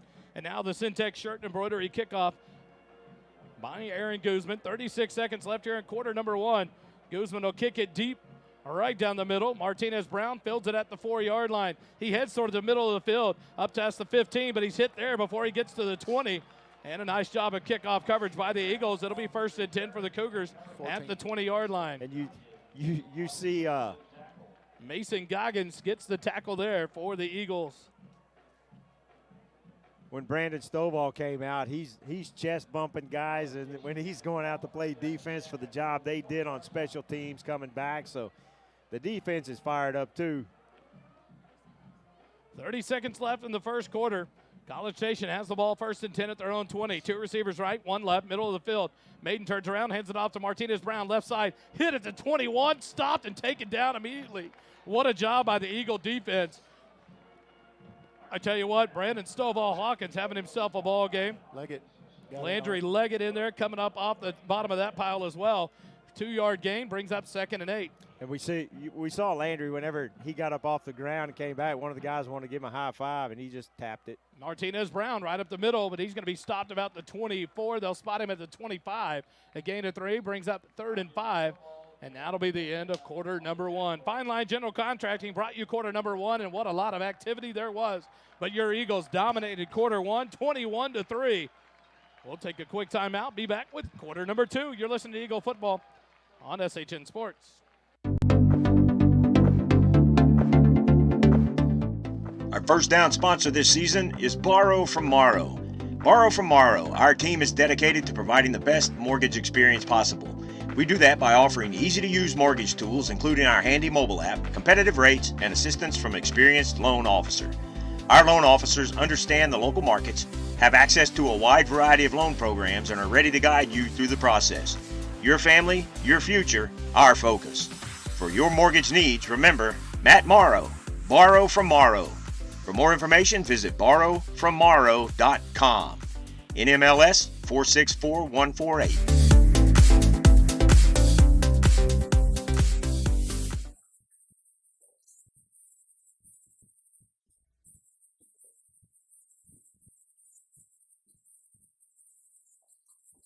Back here in the JCT Memorial Broadcast booth. Second quarter brought to you by Works Construction Management Software. 21-3, the Eagles lead it over College Station. We start the second quarter. College Station has it 3rd and 5 from their own 25-yard line. The Eagle defense raring to go. Maiden gets the snap back, hands it off. Martinez Brown up the middle. He breaks a tackle up past the 30, now thrown down at the 35. And that'll be enough for a first down for the Cougars.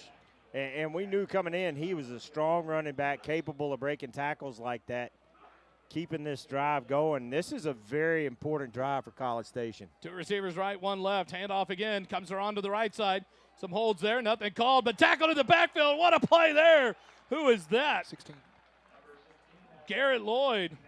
He broke off his man really, really well and made that open field tackle. Tackles him for a 2-yard loss. They spotted the forward progress on the run by Martinez Brown to the 36. He's tackled here at the 34, so it'll be 2nd and 12 after that 2-yard loss. Maiden gets the shotgun snap near side. He's looking to pass. Quick sling out to the left side. Back to the 30. Blocking there. Up to the 35. Tripped up at the 40.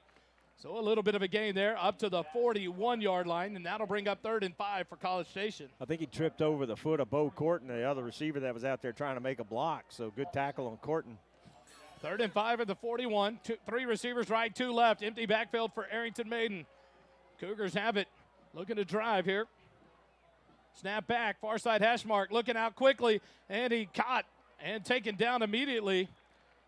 Ian Lewis got out there, Oh, I thought but Ian. not before a first down. I thought Ian may have been able to get out there in time to pick that off. He read it, just couldn't get out there in time. So the pass complete, enough for a first down up to the 47-yard line. They go again, handed off. Martinez Brown up the middle. He's hitting stacked up at the 49-yard line. A gain of 2 brings up 2nd and 8.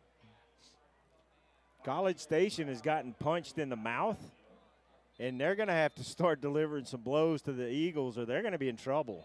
Timeout. I think Now he's an hurt. official timeout. Martinez Brown, he comes up limping, kind of takes a knee now. They blow the whistle dead. Martinez Brown, I wanted to talk about him when you said he's a talented runner. Scary thing is he's only a sophomore, Kelly. Yes. He's 5'10", 165 pounds. But he took a pop there. You don't want anyone to be hurt. But that would be a big key loss for them if he can't play. I'm not sure how College Station has been running their offense. Typically, if they're like hurry up like this all the time, they have a sense of urgency right now to gain some points on us. You find yourself down 18 after one quarter on the road. That sense of urgency is coming out big. We've talked about Daniel Obino. I want to talk about Brandon Stovall and the plays he has made on defense. That defensive line has done a really solid job to this point in the game, and Brandon has been a big part of that. Now a different running back in the backfield beside Arrington Maiden is number 27. That'll be Wilson Stapp. He's a sophomore, 5'9", 165. Maiden will get the shotgun snap. He's looking to pass. He'll swing it out. Nope, he's going to have to run. Now he's going to look to throw on the run and does, but he's just throwing it out of bounds to save his life in a few yards. And that'll bring up 3rd and 8 now from the 49. Last week, Georgetown blitzed the linebackers and moved those blitzes around. They're able to get pressure tonight with just their down linemen. They're not having to blitz. So that's given them the opportunity to drop the linebackers back in coverage, and it's really been effective in shutting down some of what College Station's trying to do offensively.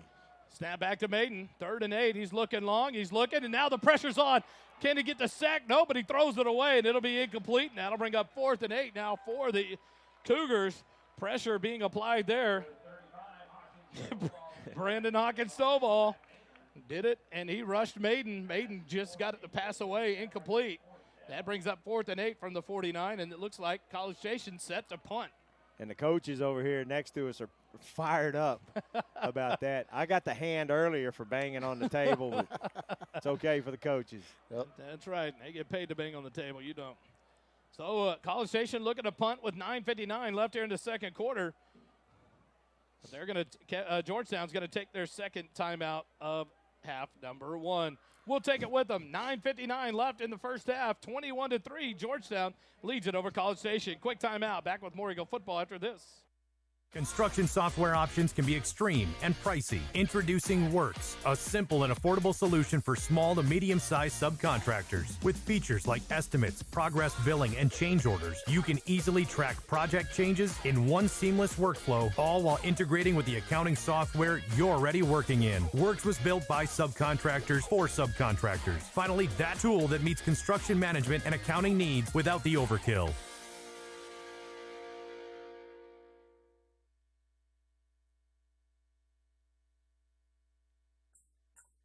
Back here in the JCT Memorial broadcast booth. 4th and 8 for the Cougars from the 49-yard line. They're set up in punt formation. Drayden Dickman back about the 15, 16-yard line. The Eagles preparing to make sure there's no fake here. Connor Young back deep. He gets the snap, and he will punt it away. Short, wobbly to the right side. Get away from it, and it's out of bounds inside the 30-yard line, about 27 maybe. The official doesn't like that. Lucky we didn't get a sideline warning. No, he's still going. Up at the 34-yard line, Shankopotamus delivered the punt there. The official was not happy, though. The sideline rushed up on him. He's trying to set the ball. So the Eagles get the ball back. 9:54 on the clock. They have it 1st and 10 at their own 35. Things are going right for the Eagles so far. They just got to keep the pressure up. 3 receivers right, none left. Boris with the running back. Petter on his right side. On the near side hash mark. The Eagles now going to the north. Right to left. Hand off to Petter. No, Boris keeps it. Quarterback keeper up past the 35, and he'll be tackled. Number 80, is it 11 there again? 11 and 91. Cinco de Gear. And number 11, Shane Bellows. Boris gets a gain of 2 there, up to about the 37-yard line. They'll bring up 2nd and 8 now for the Eagles. We got lots of grandparents watching tonight, typing in the comments, liking what they're seeing so far. We appreciate all our viewers. 2nd and 8 for the Eagles. Boris in the empty backfield. 2 receivers right, 2 left. Now Petter in motion to right side. Pitch it to him on the end around. Up past the 40, 45, 50, and he's off to the races. 40, 30, one man to beat. He does. Oh! Shoestring tackle there. What a play by number 5. Harrison Robinson trips up Petter at the 11-yard line. A run there of gargantuan proportions for Andrew Petter. And that'll bring up a borrow for Morrow first down for the Eagles. 1st and 10 at the 11. First down inside the Smoothie King red zone. He's got 87 rushing yards and 30 receiving yards, Andrew Petter. And we got 8 minutes, 45 seconds left in the second quarter. 8:45 left here in second quarter. Eagles have it 1st and 10 at the 11-yard line of College Station. Dickman in motion. Fake the handoff. Nope, hand it to Petter. And he's stopped at the 10, a gain of 1. They read that one there. And that's one thing. You collapse that and bring all your receivers in. They know you're going to Petter. The defense collapses there. A 1-yard gain brings up 2nd and 9. 1 yard. All you back warming up on the sideline. That's a 2nd and 9 now. 2 receivers right, 1 left.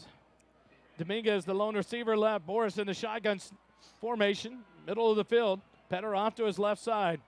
Now a man in motion, shotgun snap back. Boris looking to the right side. Hits Drayden Dickman at the 5, and he's going to be taken down there. Nice read by the defender, but not before we get a pickup. Up to about the 5. Well, they're going to mark it at the 5, and that'll bring up 3rd and 4 now for the Eagles. The Cougars defense has to get a stop here. They have to get a stop here, because if they go down 28-3 at this point in the game, that's a hole that they're going to have a difficult time climbing out of.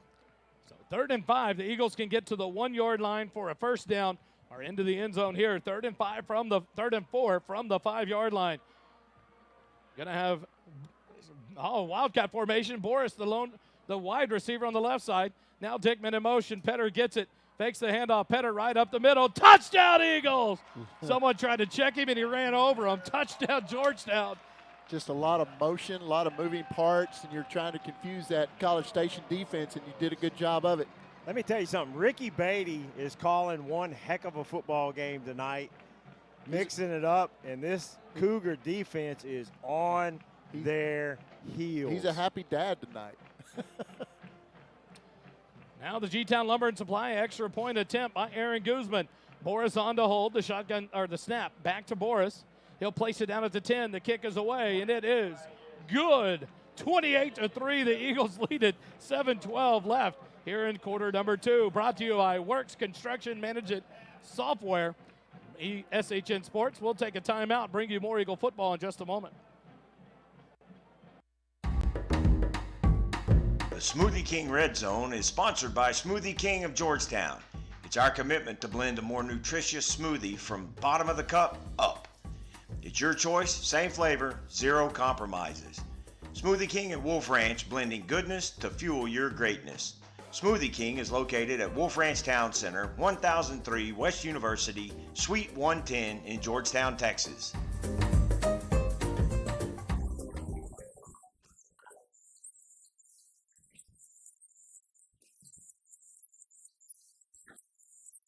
Back here in the JCT Memorial broadcast booth, the Georgetown Eagle Football Booster Club scoring drive summary. I say it so many times I get the words tangled up. 5 plays, 65 yards. Gentlemen, 2 minutes, 42 seconds to go. 65 yards on a 5-yard touchdown run, capping it off by Andrew Petter. Another great drive by this Eagle offense. Noah Boris has 205 yards passing right now with 3 touchdowns and 1 interception, and that interception just I think ridiculous. I think when you talk to Noah, he'll tell you, he's like, I never saw him, and I threw it. Yep. I saw my receiver. I saw a first down. I didn't see him. Guzman, the Syntex shirt and embroidery kickoff, fielded at the 2-yard line by the Cougars. There's a hold right there, no flag, but the man is taken down at the 20. Nice kick coverage by the Eagles. Don't know how that flag didn't get thrown there. Good special teams. But kick coverage continues to perform for the Eagles, and the Cougars will take over. 7:07 left here in quarter number 2. The Cougars struggled last week against Glenn. It was, we were watching that score as we were broadcasting the Eastview game, and we were surprised that it was so close. The struggle is real tonight. 3 receivers right, 1 left. Maiden gets a shotgun snap. Looks quick left. Now he's going to scramble with it. He's smashed at the 25, falls forward to the 28-yard line. A good decision there to run with it. But there's something. The coaches are pointing to something. The ball came out, but I think he hit the ground before it came out. So they've got it spotted at the 28-yard line. So 2nd and 2 after the run by Maiden. 1 receiver left, 2 right for the Cougars. 2 running backs offset either side of Maiden. Far side hash mark for the Cougars. 6:35 left, 2nd quarter. Back to Maiden. He'll hand it off. Dances up forward to the 30, and then double teamed and smashed backwards. They'll give him the 31-yard line. Enough for a College Station first down. That was 10 and 41.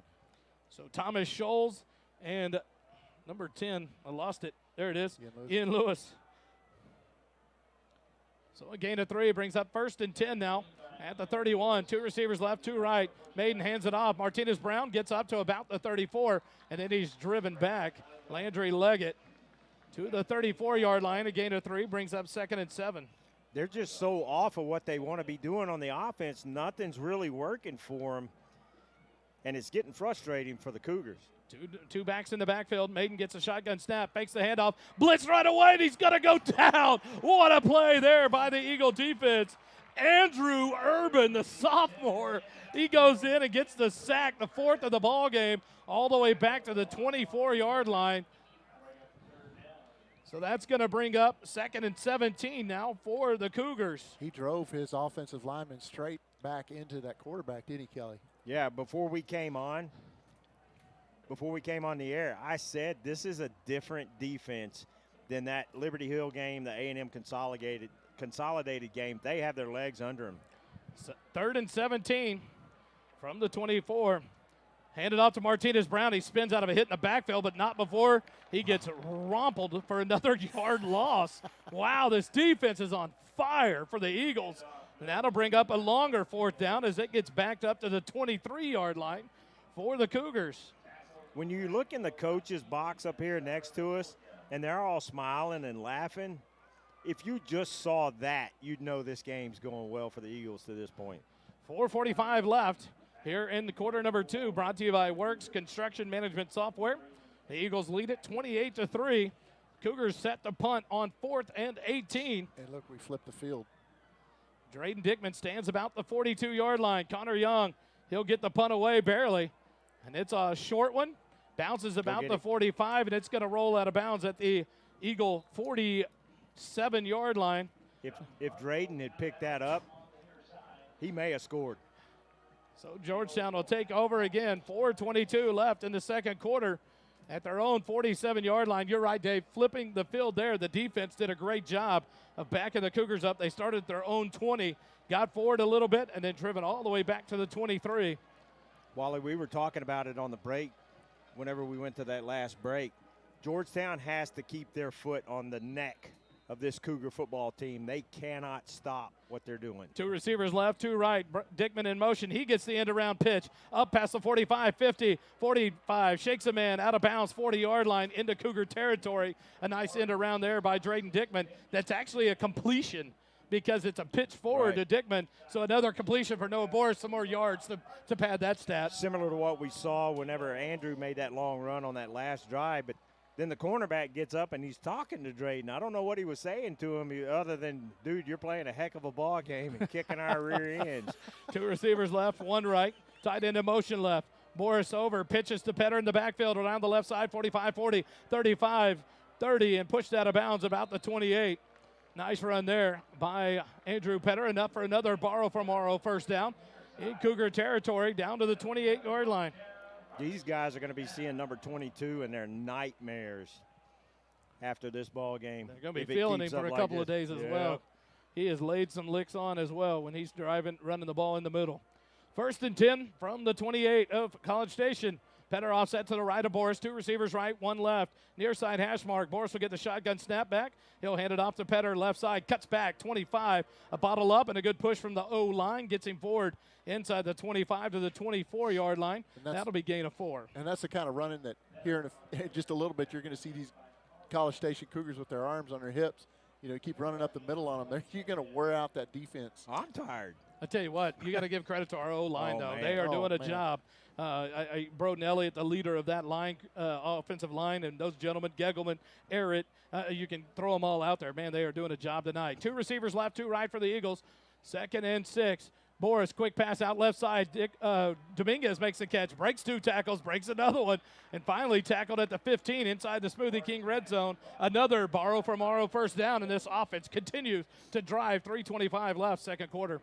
We talked about it on that before this play, but Logan Gegelman and all these guys on the offensive line are just owning that point of attack and keeping College Station just on their heels, man. This is impressive so far.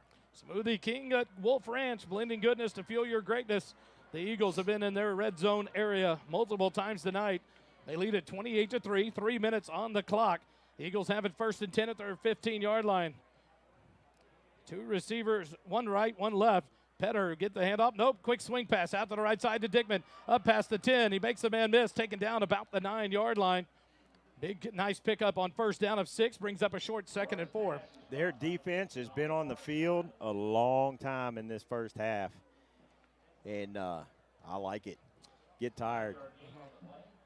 2nd and 4 from the 9-yard line. Drayden Dickman's got to be up over 100 yards catching, receiving so far tonight as well. He's having a great night as well as Boris and Petter. Our statistician back there telling us 105 yards. 2nd and 4 from the 9.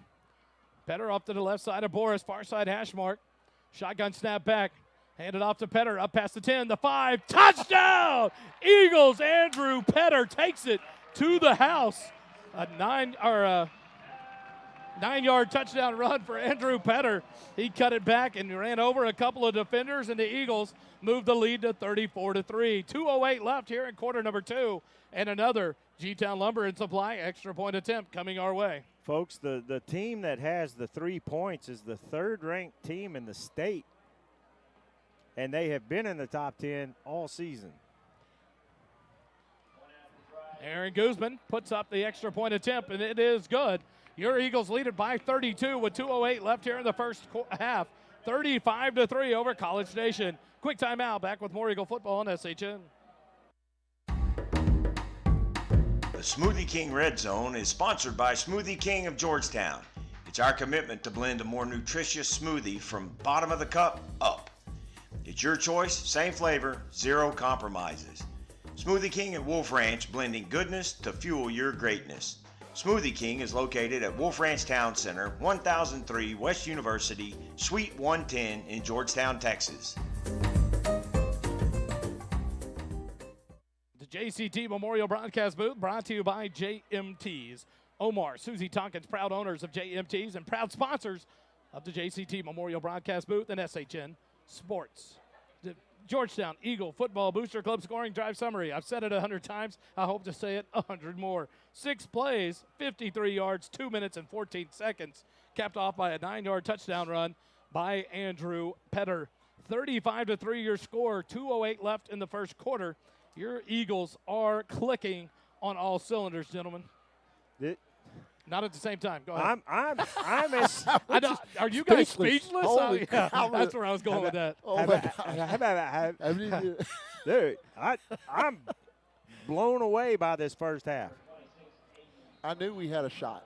If we tackled well and our defense has been tackling well, we've got a chance. And our defenses showed up under Coach Nickey's direction. And then taking the ball right off the bat. Syntec shirt and embroidery kickoff brought to you as Aaron Guzman gets ready. He tees it up again. 2:08. He's going to kick it away. And a nice line drive. And this one's going to get into the end zone for the touchback. What a job by Aaron Guzman. I tell you what, we can talk about him all you want. Yeah. That young man's impressive. He was fun to interview at the coach's show a couple of weeks back. But he's just a good kid. And I tell you what, he's come on out of nowhere and done a great job. And the confidence he had in himself to continue to work as a backup as a sophomore year and now to take control like he has in the kicking game for this Eagle team. All these guys on the sideline know the value of what he's been able to do because whenever he comes over to the sideline, it's just like he had a 70-yard touchdown run with everybody coming over to talk to him.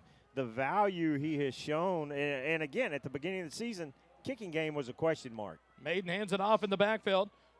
Martinez Brown breaks a couple of tackles. He's up to the 40. Take him to the ground already, and now they're going to stop him at the 45, make it the 40. It'll be the 45-yard line. A different formation look there on 1st and 10. And with a big run by Martinez Brown for 20 yards. My mom's the jokester. She texted me whenever I said that about them being a third-ranked team in the state. She goes, what state? 1st and 10 from the 45. Maiden turns around, fakes it. He's looking to pass, being pressured. He's going to throw it up, and it's well overthrown. Secondary incomplete. Sack. That was a secondary sack. What do you think? Oh, absolutely. Oh, yeah. Great coverage and a great pursuit by the Eagle defensive line. Well, and our secondary has shown at times through the season where they've been susceptible, but they've done a phenomenal job tonight of covering these receivers. Leggett and Faltasek chasing Maiden there. Maiden turns around, hands it off. Martinez Brown follows his blocker, gets up past midfield to the 45. It's going to be enough for another College Station first down. A different look, and that front blocker coming through. And the Eagles are going to have to read that change that College Station's making there. Well, do that some more because down 35-3, the running game ain't going to do it. Clock's running.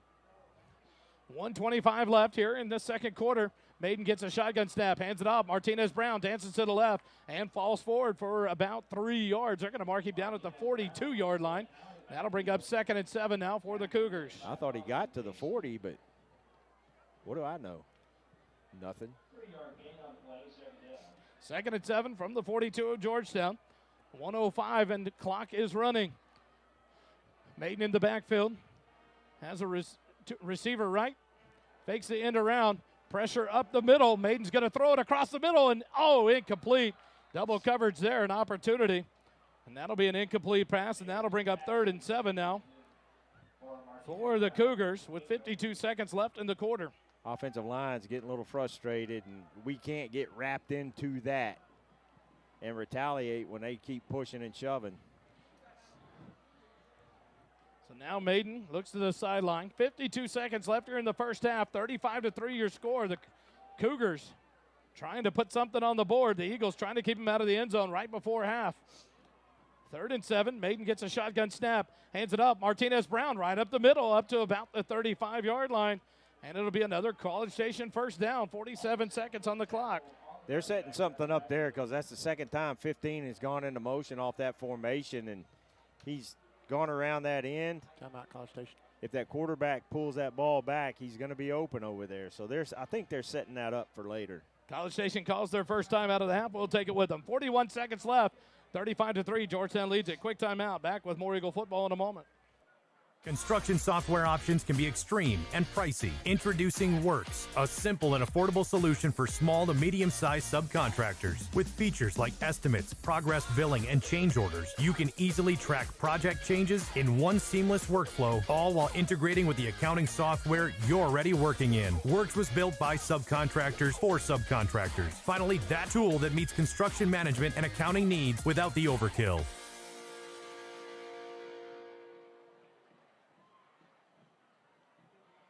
Back here in the JCT Memorial Broadcast booth, and we were sitting here talking in our own ears while we were listening to the commercial. Wow, 35 to 3. They've got 35 to 4 now on the board. I think someone might have put up the wrong score. 44 seconds left. It's 1st and 10 for the Cougars from the 35 of Georgetown. Maiden in the backfield, bunch formation, 16 in motion. Maiden gets a snap, turns around, Martinez Brown, and he's hit and taken down after a gain of 2 up to about the 33-yard line, but now we got a man down for the Cougars. So the clock will stop. That's going to cost them a timeout too. Trying to see who is down on the far side. For the Cougars, number 79, Jake Utley, senior offensive lineman, 6'6". Whew, I couldn't even spit it out. 6'6", 310 pounds. Good heavens. He went down. He is being helped up. He's going to kind of jog off under his own power.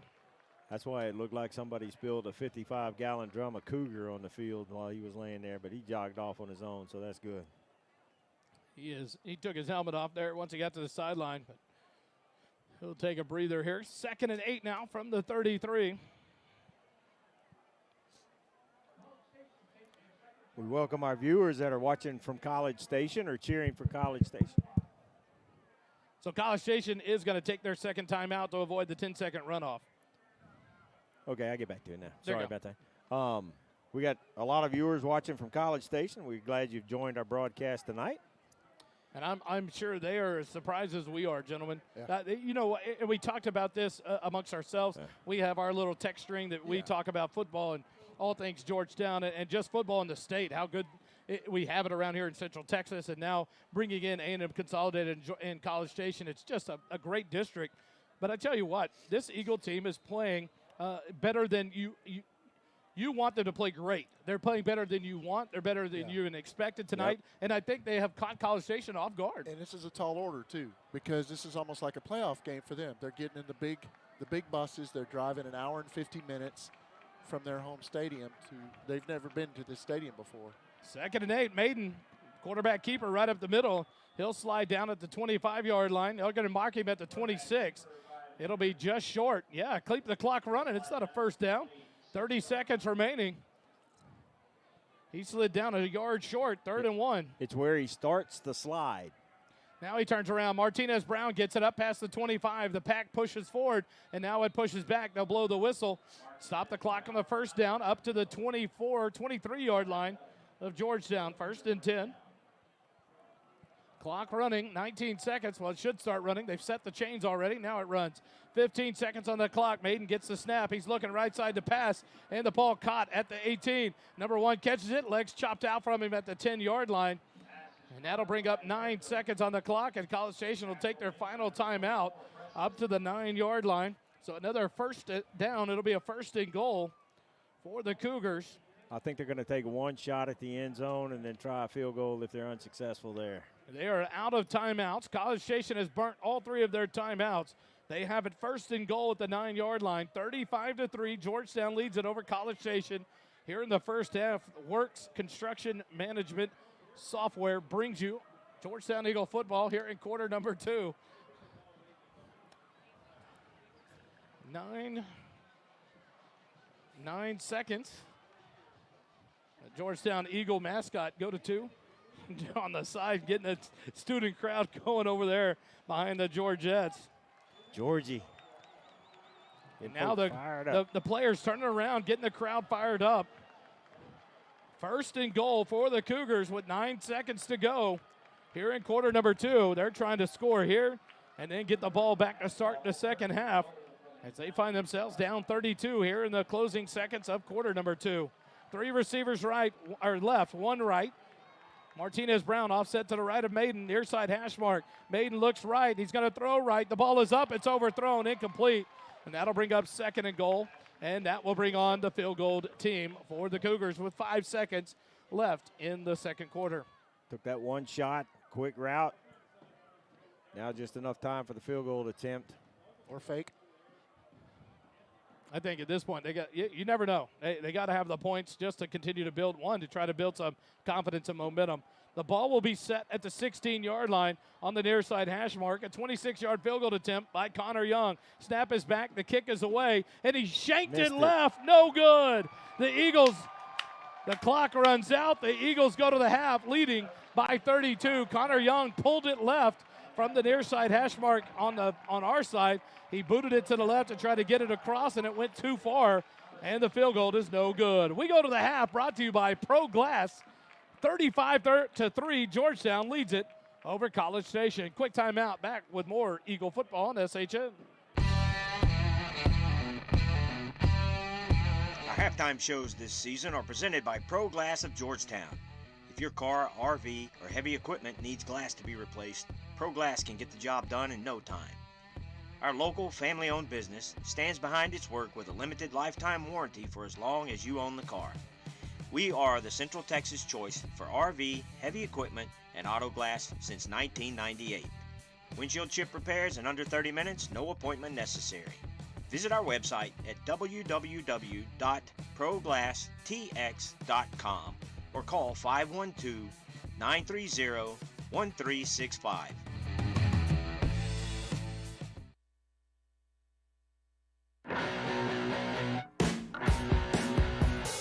JCT broadcast booth is sponsored by JMT's in Round Rock.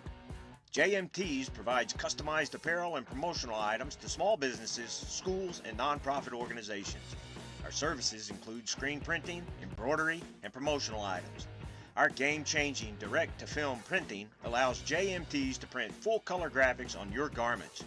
JMT's has the experience and confidence to take on any order. Visit our website at jmts.com or call us at 512-388-5555.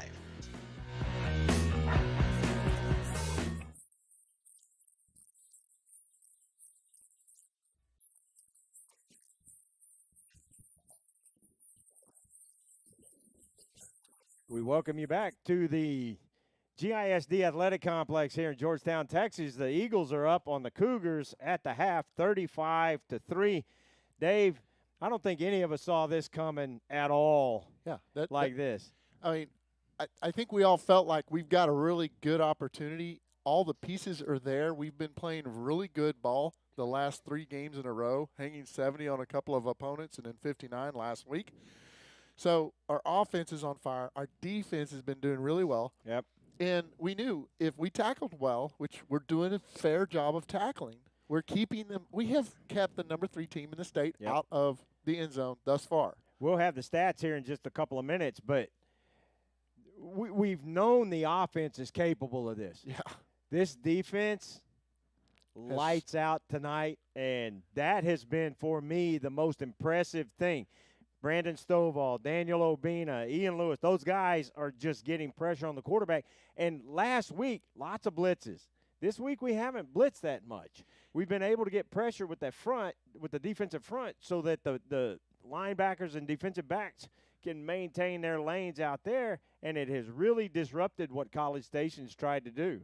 Georgetown has historically had, for the past 10 years, explosive offenses. Hubenex, the Bells, both Harmon brothers. You know, it goes on and on. All the Leggett's, all the players that have come through Georgetown. Our defense just was good, but just wasn't quite where it needed to be over the last 11 years. Well, and there have even been times where our defense wasn't really good. But now, but there's tonight, something special about our defense right now, Kelly. And we've seen it progress. First game of the season, I said after the first game of the season, whenever we opened against Copper's Cove, most complete first game of the season I had seen. And then it seemed like we had regressed a little bit and gone backwards on defense.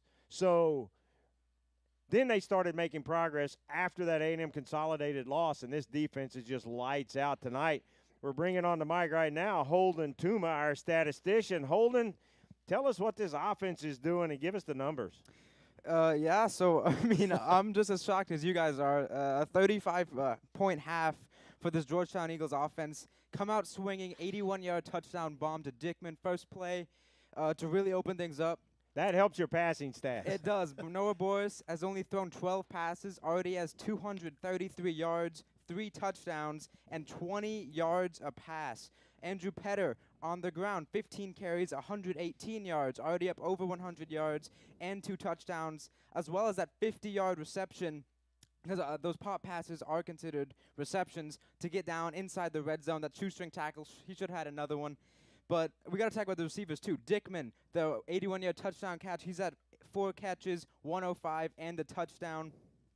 And Weston Bruce has come up big as well. He has 2 catches for 2 touchdowns and 35 yards. Broke the one at the sideline to get in the end zone. And then the scramble drill, an amazing job extending the play, looking like Johnny Manziel from Boris. And then throws it up the high ball in the end zone to Weston Bruce, and a great catch from him. You can cut that Manziel bull out. I like it. I like it. Yeah, I like it, Holden. From the defense, obviously, we've kept them out of the end zone thus far. Only 3 points. They shanked the field goal at the end. They do get the ball to start the second half, but I don't think you could have asked for anything better. No. 4 sacks, big time. 1 from Obina, Hawkins, Faltasek, and Urban. And Hawkins Stovall has been everywhere today. He made everybody miss on the offensive line, but in the backfield, causing pressures. They're only allowing 3.9 yards a play. Wow. And again, that's kind of a number you want when you're running the ball. They're at 3.4 yards a carry. So again, this defensive line is putting in the work, and on the back end, they're also only allowing 4.7 yards a pass. Yep. So they're keeping everything short because of the pressure, forcing the dump-offs, only 50% completion percentage, so the secondary is really showing up to play as well. It makes you wonder if you're going to see the backup quarterback in the second half for a different look out of this Cougar team. But one thing that Holden said that made me want to come jump on the mic, this defense kept this third-ranked team in the state out of the end zone. That speaks volumes to Coach Nicky and his defense, what they're bringing and what they're doing to make that happen. And the way these players are just flying to the ball. Right. And then the other thing, 3.5 yards per rush for this Cougar team, and a lot of that got padded in that last drive right there. They ran a little bit different scheme. Martinez Brown hitting a few holes. But I tell you what, Holden keeping these stats and bringing them to us, when you're sitting back listening to them, apart from sitting here keeping my own, play drive sheets and all this, it's unbelievable. This defense right here, the offense is doing its job. The defense is doing more than you could ever ask. Well, and again, it goes back to we have seen the defense progress. And defense was a question at the beginning of the year, and sometimes those questions didn't get answered really well. But tonight, this is the best half of football I've seen this defense play against the talented College Station team. Folks, we welcome you here to the Pro Glass Halftime Show. Appreciate you sticking with us. We will show the Georgetown band, but Dave has some thoughts. Yeah, I was just I was telling Kelly while you stepped away that for 10 years that Georgetown team has always had explosive offenses with all of the superstars we've had come through here. The defense was good, but it just wasn't quite that next level stuff. Now with the addition of Coach Nicky, it's, like I said, we've always had pretty good defense, but there's something special about the way they're playing, the energy. Maybe it's the extra pushes they're getting, the blitzes, the pressures that they're putting on. There's something he's dialing up that is giving us a little bit of an edge that we haven't seen here at Georgetown before. Well, and the defensive players that we've interviewed this year have all talked about the difference in Coach Nicky's scheme versus Coach Pat's scheme. And Coach Pat was here forever, did a great job whenever he was here, as legendary coach. Yep. Now the players seem to have accepted, adopted, bought into what Nicky is trying to get them to do. And, man alive, it's starting to manifest itself right now. And we said whenever we were talking before the game, I know ifs and buts. Yeah. If we had won one of those games, Liberty Hill or A&M Consolidated, we're ranked.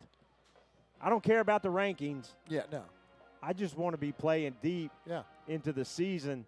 And this first half, we got a whole other half of football. And let's go back to Holden. He had some more stats for us, but it was just crazy when that was heard. When I heard that in the back of the room, just the sheer numbers that we're talking about, keeping a team like this out of the end zone. Back to Holden. What do you got else for us, Holden?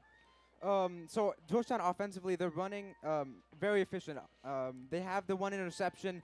You take that out, this has been basically a perfect half of offense, averaging 13 yards a play. Again, every time they take a snap, they're averaging another first down. And that gets tiring. I played football. I played defense. It's not fun whenever they're pushing the ball down your throats on every single drive. It gets tiring. You can see a lot of hands at the hips. And if we come out in the second half just as well as we did in the first, I think we can compete with everyone in this district. Yeah, Holden, I think if we come out and we make a statement, stop on their first drive, because they get the ball when they came out. I mean, we opted to take the ball first, and it paid off for us. We now have 35 on the board. And that was good choice, and thank goodness we were able to capitalize on taking that ball first. But if we're able to get a stop, I think that's you're just going to have heads hanging on the other side. And here's one thing that stuck out to me. This is how the College Station Cougar drives have finished from one through their last drive. Fumble, punt, field goal, punt, field goal, no good. This defense has just controlled them. And right there, to be the beneficiary of a missed field goal, you bend, don't break. You don't let them get into the end zone right at the end of the half. Win that middle eight that Coach loves to talk about, the last four of the first half, the first four of the second half. And so now they've got to come out and win that first four of the second half. And just kind of you feel like that will demoralize these Cougars. Yeah, the psychological aspect of football is very real. That missed field goal that's at the end of the half, that's big time. It goes beyond the score because the players on that sideline feel, oh, we put all this effort in and get nothing out of it. And the excitement on our sideline, as soon as it was waved no good, our sideline pumped and sprinted to the locker room. Not jog, not walk, sprinted. And their defensive coordinator and their offensive coordinator are both scratching their heads right now. What kind of what do they have to do to make some changes here that on defensively to stop this Eagles high-flying offense? And then what do they have to do to get in the end zone? How do they do that? So it's going to be interesting. What do you think kind of changes we're going to see? That's where I tend to think you might see the new quarterback come in here in the second half. Maiden not doing a bad job, but Maiden not getting a lot of time. Is the sophomore quarterback behind him, number 10, Cade Cochran, he's a 6'1", 160-pound sophomore. Is he more of a pocket passer that will sit there and take some time? Where Maiden's scrambling for his life. He's not running because he wants to. He's running because he has to. And so I'm grasping at straws. I think, what do? Do you try a different scheme? Do you go to a wildcat at this point? You saw what Oklahoma did when their quarterback was out with the concussion and against Texas. They had to go to something totally different just to try something to see what would work, and it just didn't work for them. Down this much, you've got to throw it in the air. And so that bodes well for our secondary, potentially, and even our linebackers, because they're back in the zone now because our front is having so much luck. So we could see some interceptions possibly because they've got to go to the air now. They're backed in a corner. Is that only the second interception by Boris since he took over after the injury to Tucker Griffin, I believe? I think he had 2 before this, so that would be. That's right. He threw up one against Liberty Hill in the Yes. late minutes, and then one against A&M Consolidated in the last minute. That is but his- those were Hail Mary kind of. We're trying to score late, last 2 minutes to get within 7. That's his first interception in the last 4 games. Wow. So he's been methodical. But going off of what Dave said, the adjustments. You saw on that last drive them running a different formation and getting some good gains in the ground.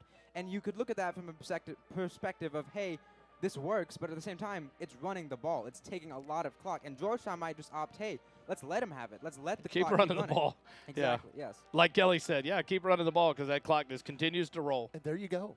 The College Station defensive coordinator has to somehow keep us from running the clock because we can run the ball as much as we want. But then you even go to that. Do they push up 8 in the box and then take your chance with 2 wide receivers in Dickman and Marquise Dominguez that are tough to guard one-on-one, and then you put a Weston Bruce in there. Then you, if you really want to open it up, then you throw a Jacob Weisheimer on a flat or across the middle, a big tight end there that has no problem going to get a ball and running over people. So the weapons for Georgetown make this a difficult task for this defensive coordinator for College Station. They're out of position, they're getting beat, and they're not tackling well. And they've got to shore that up. And so I stepped out. When I stepped out, we went to the halftime commercial there for ProGlass before coming back. And all the coaches are waiting to get on the elevator to go join the team. And it was a somber mood amongst the College Station coaches because I stepped out and I was like, whoa, because there's like 8 people right outside our door. They didn't care about anything funny. I ducked back in here. It's like, I'll wait my turn. Yeah. But it's just crazy. I think they are surprised. I don't think they're surprised that we're playing well. I think they're surprised that it is 35-3 at halftime. Yeah, they're surprised. They're like, all right, what's going on with our squad? What's going on with our program here? Let's make, because they had some issues with Glenn last week. Yeah. And so they've got something's going on. And they need to right the ship. And this second half is going to show the state of Texas stuff. And enough about what do they need to do. What does this Georgetown team do to not let this get close? Exactly. Do they just, you step on you keep the throttle down, you keep playing your offense like you do, and you let it go to work? Right. You can't let a team like this have a hope to get back in this game. Right. So, from my perspective, on this offense, you need to keep the starters in. We've seen them rest the starters towards the end of the games the last couple weeks. You have to keep the starters in. Keep letting Petter carry this team. Work the clock. Make them commit 8-7 guys in the box, and then open it up for play actions, rollouts, pass games, one-on-one opportunities with Dickman. They've already shown they can't cover him deep. He's too fast. That's how I would play this offensively. So let's take another quick timeout. Right while the Georgettes get set up and the band gets set up, and then come back for their halftime. I will say what we're going to be showing is the middle schools, and they had the junior Georgette camp this last weekend, and so the junior Georgettes are all out there in little pink shirts. So it's going to be fun to watch. Let's get this set to the Georgetown, the ProGlass halftime ad, and then we'll be back for the Georgettes and their sidekicks tonight here at halftime. You're listening to Eagles football on SHN Sports. Our halftime shows this season are presented by Pro Glass of Georgetown. If your car, RV, or heavy equipment needs glass to be replaced, Pro Glass can get the job done in no time. Our local family-owned business stands behind its work with a limited lifetime warranty for as long as you own the car. We are the Central Texas choice for RV, heavy equipment, and auto glass since 1998. Windshield chip repairs in under 30 minutes, no appointment necessary. Visit our website at www.proglasstx.com or call 512-930-1365.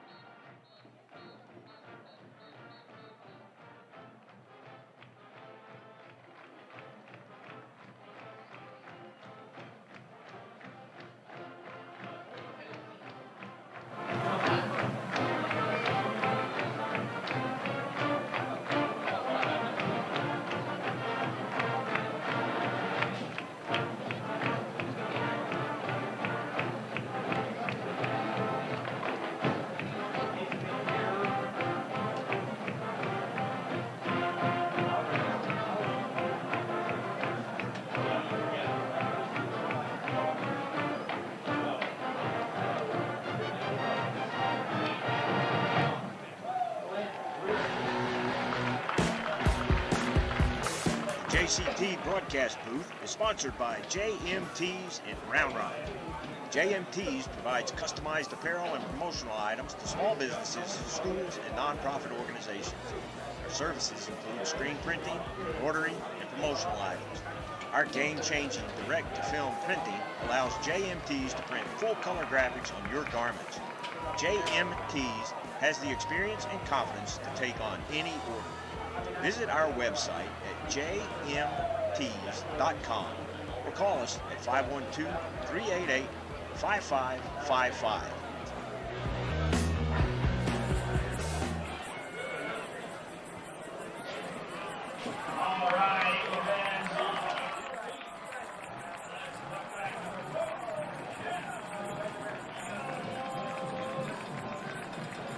Back here live in the JCT Memorial Broadcast booth, brought to you by JMTs. And what a halftime show. It's fun to watch that when the band brings the middle school participants up with them. The Georgettes bring out they do a clinic and everything and get those girls out with them. What a fun night for that, and a great crowd here for that tonight. And one of our own in the booth here, Doppler Dave, his daughter Presley, was out there performing at the 43-yard line of the G. It was good to see her performing one of the clarinets in the woodwind section in tonight's participation with the band. And so awesome to see. We go to the second half, boys. Keys to second half. My whole deal is not what does College Station have to change, what does Georgetown have to continue to do to not let College Station think they have a chance? You cannot take your foot off the gas. You just can't. And because if College Station gets any breath, they can get right back into this game with a couple of big plays. It's going to take some work for them, but they have to. Georgetown has to keep playing exactly like they did in the first quarter. The Pro Glass halftime show comes to an end, and we like to thank the Popes and Pro Glass for their sponsorship of Georgetown football here on SHN Sports. And now we get ready for the Syntex shirt and embroidery kickoff. Aaron Guzman will tee it up and kick it away for the Eagles. Dave, second half, what do these Eagles got to do? I think coming out of the first rattle out of the bag this is a statement drive right here for both College Station and the Georgetown defense. If Georgetown gets a big stop, that means that it was the right call to get the ball first. You know, to receive the ball to begin the game. And I think you even give up some points here. You still did it right because the two games we didn't have the ball to start, we got scored on first, and the momentum had already shifted. And tonight with a one-play, 81-yard touchdown pass from Noah Boris to Drayden Dickman, the momentum and the tone for this game was set. Well, and Georgetown has to make some adjustments. They got to change some things, and what I would like to see the defense do in the second half is maybe start throwing a single blitzer in here and there to disrupt the changes that College Station obviously is going to have to make at half. Here comes Aaron Guzman with the opening kickoff, and it is away. And it's right down the middle of the field, fielded at the 2-yard line by the Cougars, coming near side up past the 20, 25, got from behind, and now dragging a man forward up to the 35-yard line. A good kickoff return by number 16. That's Zach Dang, the senior halfback. He makes it all the way up to the 35, and that is where College Station starts with the ball. 1st and 10. Our longtime supporter, Frank Miranda, listening in, liking what he's seeing. Frankie, good to see that you're listening in tonight, buddy. So 11:52 on the clock. At the 35-yard line is where College Station starts their first drive. One receiver left, one right, two left. Maiden gets it, hands it off to Martinez Brown, up past the line of scrimmage, up for about 2 yards to about the 37-yard line is where they're going to spot him, maybe the 38, a gain of 3. Brings up 2nd and 7. What's that laying on the field? You wonder if I thought it was a flag. You wonder it's something probably from one of the bands. You wonder if they liked what they saw that first when you're running up the middle on us. Handed off to Martinez Brown to the right side, and he's tripped up from behind, but he breaks through of that and gets it up past midfield. Another run by the sophomore Martinez Brown up into Eagle territory. Another first down for the Cougars at the 48 of Georgetown. We've seen a couple of times tonight him be able to break some tackles, and you see how strong he really is. Substitution there for the Cougars. 2 receivers left, 2 right, near side hash mark. Maiden at the quarterback. New running back, number 27, is Stapp. Maiden looking to pass left side into the flat, but he can't get it to his receiver. Number 3, it's underthrown to Brooks DeWitt. And DeWitt can't get the ball in. It's 2nd and 10 on the incompletion. So big. This is, Dave said earlier, this is a huge series, especially for College Station, because if College Station does put some points on the board, not a big deal for the Eagles, but it is a huge deal for the Cougars. Handed off to the running back Stapp, and he doesn't get anywhere. Back to the line of scrimmage, maybe a yard. Big number 99 in on that one. And it's up to the 47 of Georgetown. That'll bring up 3rd and 9 now. Michael Valenta on the tackle. Breaking news. That's pretty interesting. Nick Saban's announces his final season at Alabama. Maiden, little swing pass into the left flat, caught by Stapp. He's up past the 45 to the 40, driven out of bounds. We'll see where they spot him, if he got a first down or not. It looks like he may be right at the line to gain. He got popped and is slow getting up there. Well-designed play. Those 3 wideouts that he had over there, they were out there for nothing but to block, and they did a good job of keeping the Georgetown defenders off, moving the chains. It'll be up to the Georgetown 38, enough for a first down. For the Cougars, 3 receivers right, 1 left. Martinez Brown back in there, gets the handoff to the left side. He hits a defender, bounces off of him up past the 30 to about the 28. It'll be a gain of 10, make it 11, down to the 27 of Georgetown. Another Cougar first down. This is a circumstance where I think that those blitzes that we were talking about would be good to close those edges up, maybe send the blitzers off the edges and stop those runs. 1st and 10 from the 27. Turn around, fake the handoff. Maiden looks to pass, a little screen pass. It's incomplete. Off the hands of the receiver. Well, he's wishing he had that one back. Zach Dang dropped that one. He had some room to run there, but the incompletion brings up 2nd and 10 from the Georgetown 27. 2nd and 10. This will be the 8th play of the drive for the Cougars. 10 minutes, 5 seconds left in quarter number 3.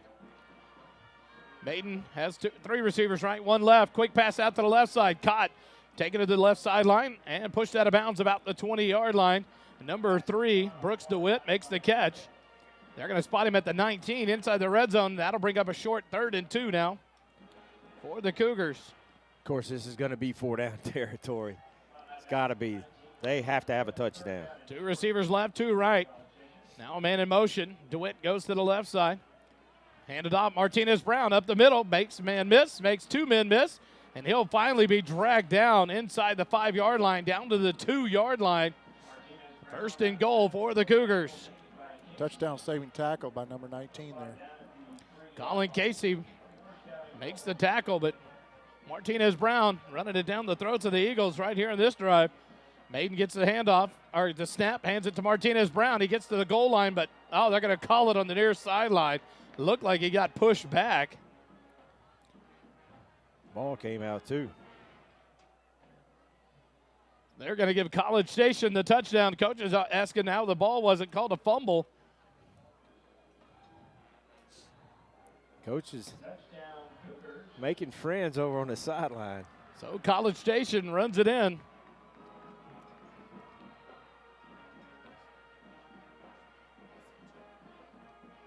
So the opening drive for the Cougars at 9:17 left in the 3rd quarter. They score for their first touchdown. The extra point attempt by Connor Young is good. It went off the left upright and through. So they cut the lead to 25, 35-10 with 9:17 left here in the 3rd quarter. Coach Nicky's going to have some conversations over here on the sideline. He's not going to be pleased that College Station was able to drive down. But now it's important for Georgetown to answer that. Absolutely. They're going to have to answer that, drive back. This offense got to get back on the scoring ways again, as they have been in the first half. All but one drive ended in a touchdown for the Eagles. And so an opportunity here for Noah Boris in this offense to get going right back at it and put the pressure back on the Cougars. Yeah, 100%. And they've been able to steal a little bit of momentum now in this first drive, putting the ball in the end zone for the first time tonight. Now the Eagles have to steal it back, sustain drive down the field, run the ball, just do what they did in the first half, and suck that momentum right back. The Georgetown Eagles will receive this one from the south end zone. They go into the north, right to left here in quarter number 3. The third quarter brought to you by Nathaniel Funk, Edward Jones. My favorite part of the game where the student section gets to rocking like that, and you can feel this booth swaying. You'd love to see them pumped up and into this ball game to support this Eagle football team.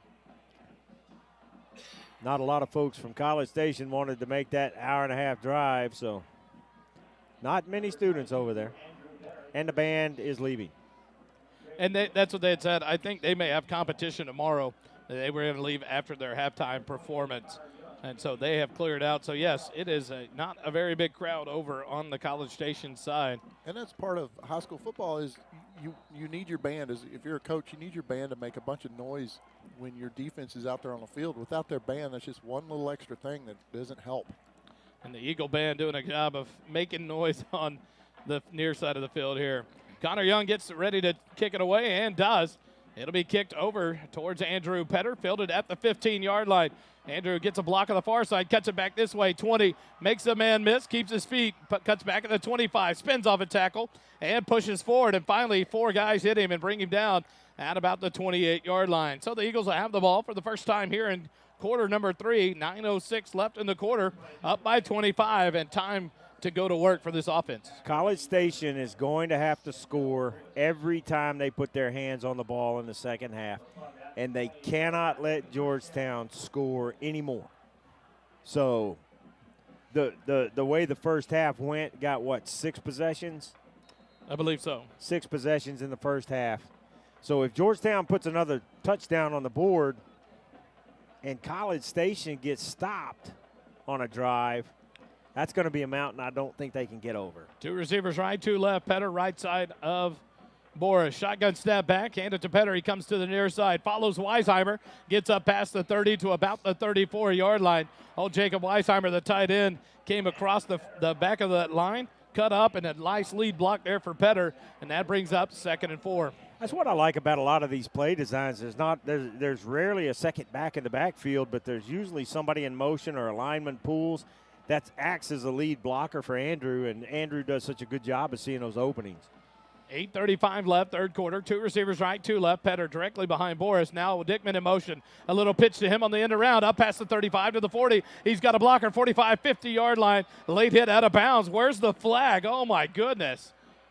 He had already given himself up and went out of bounds before he got hit. No flag there, but enough for a borrow for Morrow. First down into Cougar territory, into the 47-yard line. One of the good things is we haven't had a lot of conversations that have involved anything with the referees. 1 receiver right, 1 left. Petter offset to the right side of Boris. Shotgun snap back. Pass out quickly to the sideline, and a trip up, and a flag comes in late there. So we'll see what they call. It looks like it'll probably be against the Eagles.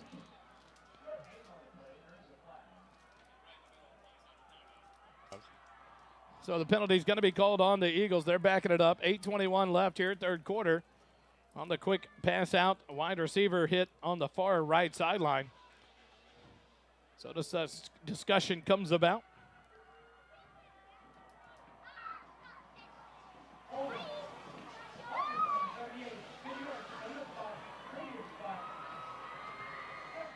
So it's a holding on the Eagles, 10 yards from the previous spot. So it'll bring up 2nd and 20 now for the Eagles. Or 1st and 20. Is that just the 2nd penalty against the Eagles tonight or 3rd? There haven't been a lot on either side. So this one will go back into Eagle territory to the 43-yard line. Now I think you're going to see something down the field. 3 receivers left, 1 right. Petter to the right side of Boris. Shotgun snap on the far side hash mark. Boris gets the ball. He'll hand it off to Petter. Petter stacked up there. Cougars read that one. That one went nowhere.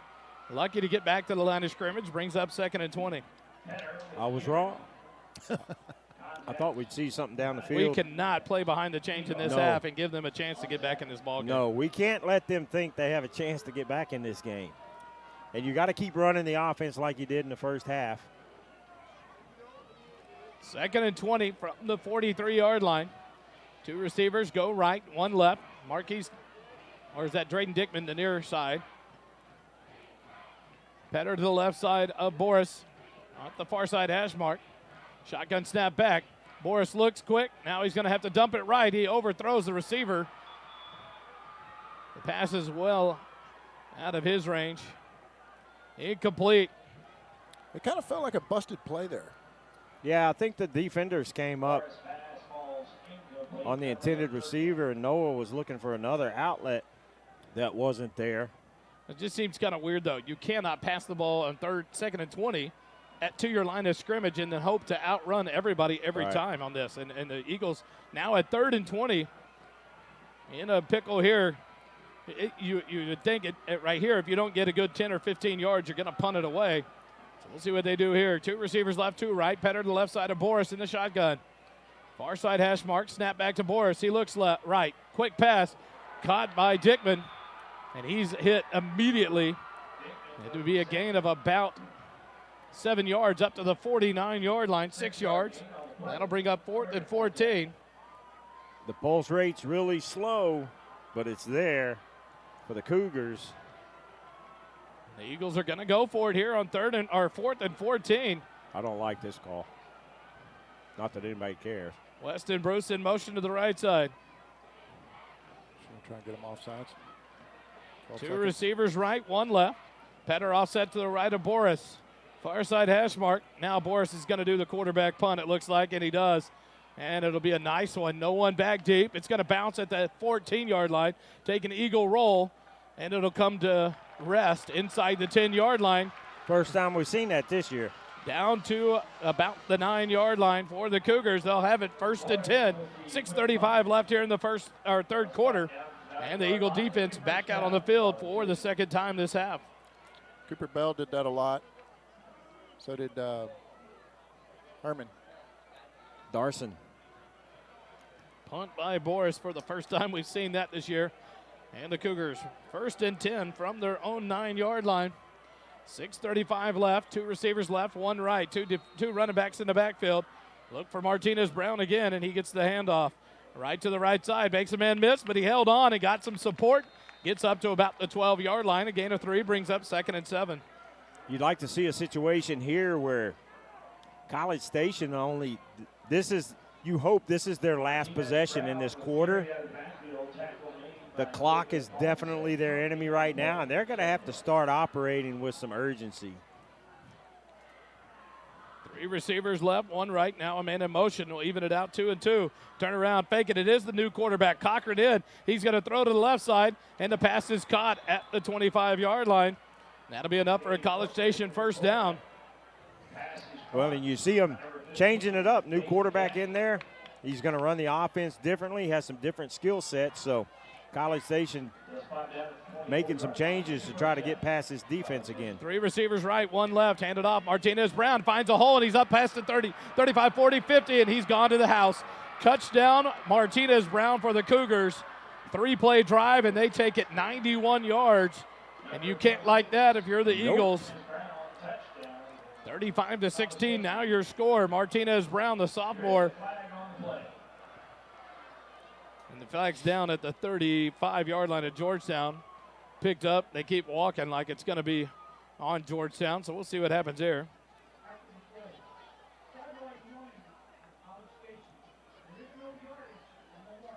This is a College Station could care less. You're going to call that sideline warning on College Station. It's just a warning this time.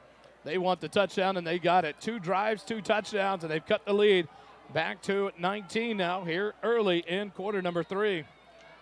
Connor Young on to attempt the extra point. Snap comes back to Cochran at the 10-yard line. The snap is down, the kick is up, and it's good. 35-20, a 15-point lead now for your Eagles. Or 35-17, 18-point lead for your Eagles. Quick timeout, back with more Eagle football on SHO.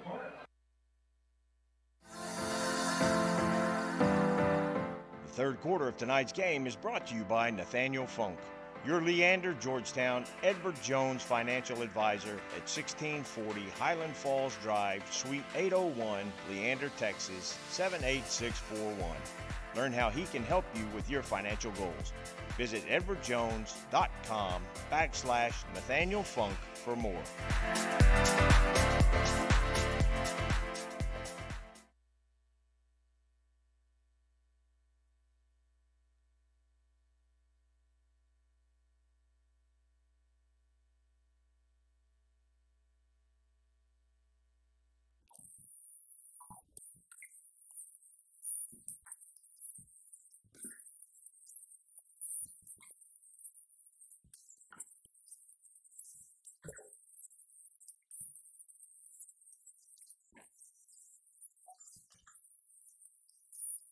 Back here live in the JCT Memorial Broadcast booth, brought to you by JMTs.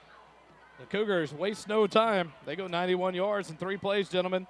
Less than 1 minute off the clock to cut this lead to 18, which was 32 at the half. 14 quick points. Now the Eagle offense is going to have to get back to work here in quarter number 3. Everybody in Eagle Blue was really confident, but anybody that thought College Station was going to quit. Far side fielded by Petter at the 8. He comes back to the middle.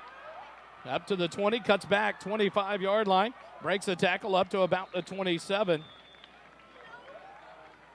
And now the Eagles have it first and 10 at their own 27. I wonder if they keep kicking it over there to him to try to get him tired. I wonder if that's part of the thought process. That and Drayton Dickman runs a 4.3940. Yeah, that too. I think they're well aware of the fact that I wish Georgetown would switch them one time and see if they even pay attention to it. Or take Petter out of there and put Marquise back there. Yeah. Or a Weston Bruce and see what happens. First and 10, Eagles have it at their own 27. 2 receivers right, 1 left. Boris in the shotgun snap with Petter to his right side. Weisheimer moves to the left or to the right. Pitch it to Petter on the end around. He gets up past the 30. He's hit and taken down all the way up to about the 35-yard line. We'll see where they spot him. Good to see a little option play there. Spot him at the 34. Gain of 7 brings up 2nd and 3. I didn't see who the lead blocker was out there, but he got away with a hold. Weisheimer had gone back in motion to the right side there. No call, no foul. 2nd and 3. Handed off to Petter right up the middle, and he's hit and dropped for a loss. The Eagles are giving that play to them every time, and they're reading it. Number 11, the linebacker, Shane Bellows, with another big hit. And that moves the ball back to the 33-yard line. Big 3rd down. 3rd and 4 for the Eagles. Now 2 receivers left, 1 right. Petter to the right side of Boris. Now he'll move to the left side. Far side hash mark. They're putting 8 in the box and going man-to-man on the receivers, and we're not hitting them out wide. Fake the handoff, pass out right side. Dickman makes the catch up past the 40, pushed out of bounds. Up borrow for Morrow, first down. That's how you get those 8 guys off that box. Yeah, that's what I was going to say. A couple of those will loosen up that 8-man box and open up the running game a little bit more. So I'd like to see some more of those quick hits. An 8-yard gain there from Boris to Dickman. Brings up 1st and 10. 4:28 left here in the 3rd quarter. Up at the 41-yard line. 2 receivers left, 1 right. Boris gets the snap back, hands it off to Petter to the left side. Hold at the line. There comes the flag. It's going to be on the Eagles. That'll back them up. Big number 94 was held at the line, taken down. Corbin Johnson. That'll bring up 2nd and 20 for the Eagles. That was a no-doubter. So back them up to the 31-yard line. 1st and 20 for the Eagle offense.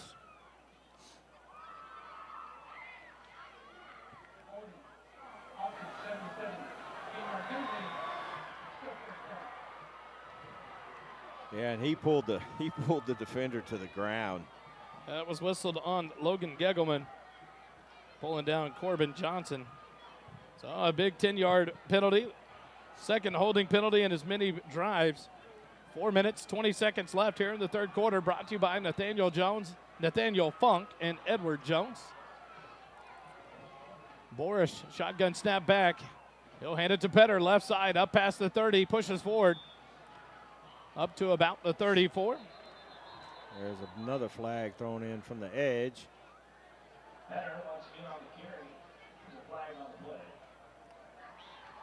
That one's probably going to be after the play. A gain of 3 on that one. So on 1st and 20, we hand it off for 3 yards. We got to keep ourselves from being so far behind the chains. We'll see what the penalty is.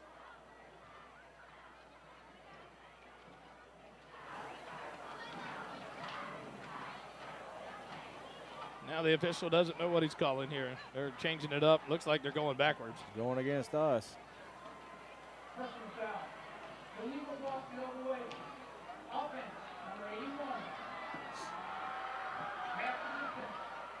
Letting them back in this game, boys. Oh, now it goes from 1st and 20 to a first and about 35.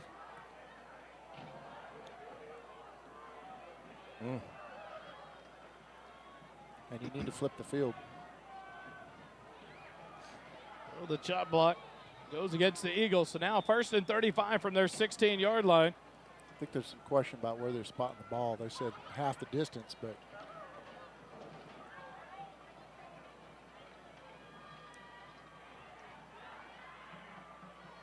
they're going to leave it at the 16-yard line. 1st and 35 for the Eagles. They've got to get all the way to the 49 of College Station for a first down. 2 receivers right, 1 left. Petter to the right of Boris. Shotgun snap back. Boris drops back. He goes right side to Dickman. Up to the 25, makes a man miss. And he gets it up to the 30 before he's knocked out of bounds. See where they spot him. They'll get him to the 30-yard line, so that's a gain of 14. That'll bring up 2nd down and 21.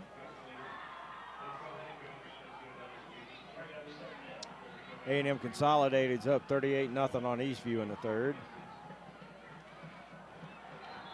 Boris goes right.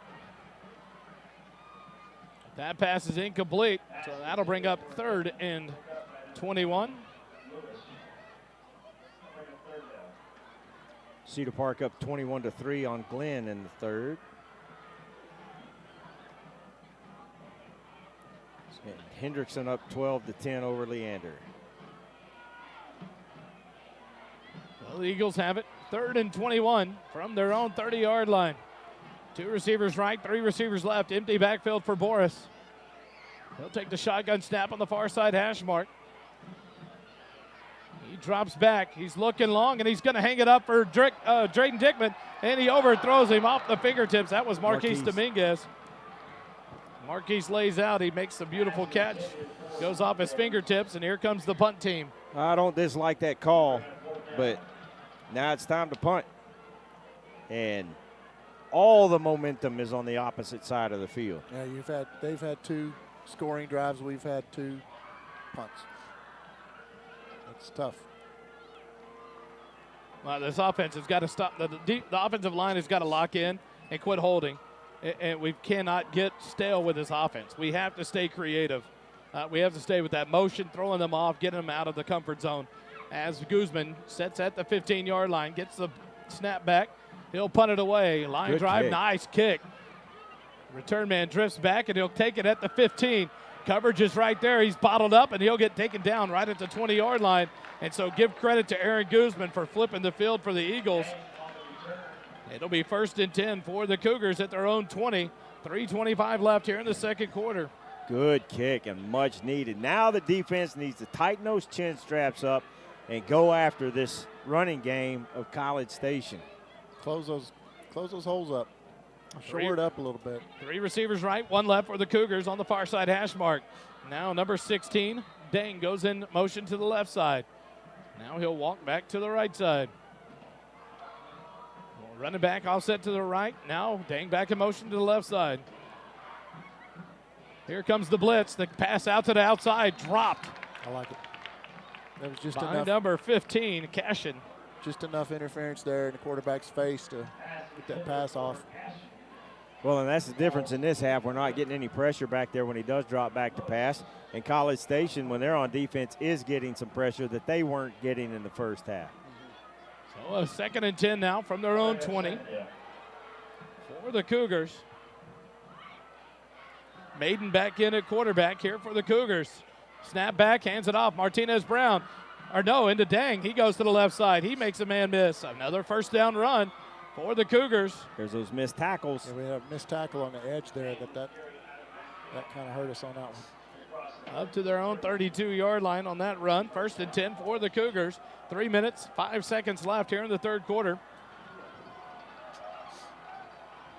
2 receivers right, 2 left. Now the man in motion to the right side. Maiden gets it, hands it off. Martinez Brown up to the middle, runs into the back of the line. They'll spot him forward for 2 yards up to the 34, and that'll bring up 2nd and 8 now for the Cougars. This is a big drive for this defense. Yeah. They have got to keep College Station out of the end zone. 2 receivers left, 2 right. Maiden, shotgun snap. He drops right back, and he's looking deep. He's going to throw it. It's incomplete. Off the hands of the receiver. The defensive back was closing in. Going to lay a big hit. O.C. Presley, and the ball went right over his head. Would have been a nice interception there for this defense. But instead it brings up 3rd and 8 for the Cougars. Big 3rd down. Now I'd like to see some blitzing, because that'll fill those holes if they do run the ball and you get some pressure on that quarterback where you had some success. And this quarterback has not had the success against Georgetown's defense. The other quarterback was. 3 receivers right, 1 left. Martinez Brown in the backfield directly behind Maiden. 3rd and 8, turn around, fake the handoff. Maiden rolls to his right, he's going right. Pass picked off, Eagles. They intercept it, take it down in Lewis. The linebacker gets his 2nd interception in as many weeks, and the Eagle defense steps up right at midfield. They'll take over 1st and 10 with 2:27 left in the third quarter. Huge. That'll be at the 45 of the Cougars. I apologize.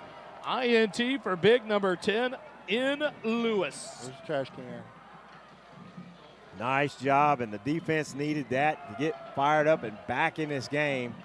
Now our big boys up front need to push their big boys backwards and get this defense of College Station back on their heels. This is where your offense has to reciprocate the defense's intensity. 1 receiver right, 2 left for the Eagles, middle of the field. Petter offset to the left of Boris, now a man in motion. Dickman comes left side. Handed off to Petter, up past the 45. Drug a tackler forward to the 40. That's a gain of 5, brings up 2nd and 5. I know you want this clock to run, but I like the tempo that we run sometimes. And I think it would be effective right now running a little tempo, because we need points. Yeah. We're not just trying to run a clock. No, we need points. We can't let them hang around. We've got to put this game out of sight. I would like to see some tempo. 3 receivers left, 2 right. Empty backfield for Boris, middle of the field. Petter, the inside slot receiver on the left side. Boris, he'll get the shotgun snap back. He's looking. He drops deep, and he's going to sling it, take a shot at the end zone, and it's laid up, just overthrown outside the extended arms of Drayton Dickman. Boris, not enough air into that one, and that'll bring up 3rd and 5, a big 3rd down for the Eagles. Noah hasn't seemed as sharp in this second half with his throws. That's 3rd or 4th incompletion here in the second half. We still have a little bit of a breeze out there tonight, and it is still out of the south. It's probably about 10 miles an hour right now. So that needs to be taken into account to that young quarterback. 3rd and 5 from the 40 of College Station. 2 receivers right, 1 left. Petter offset now to the right side of Boris in the backfield.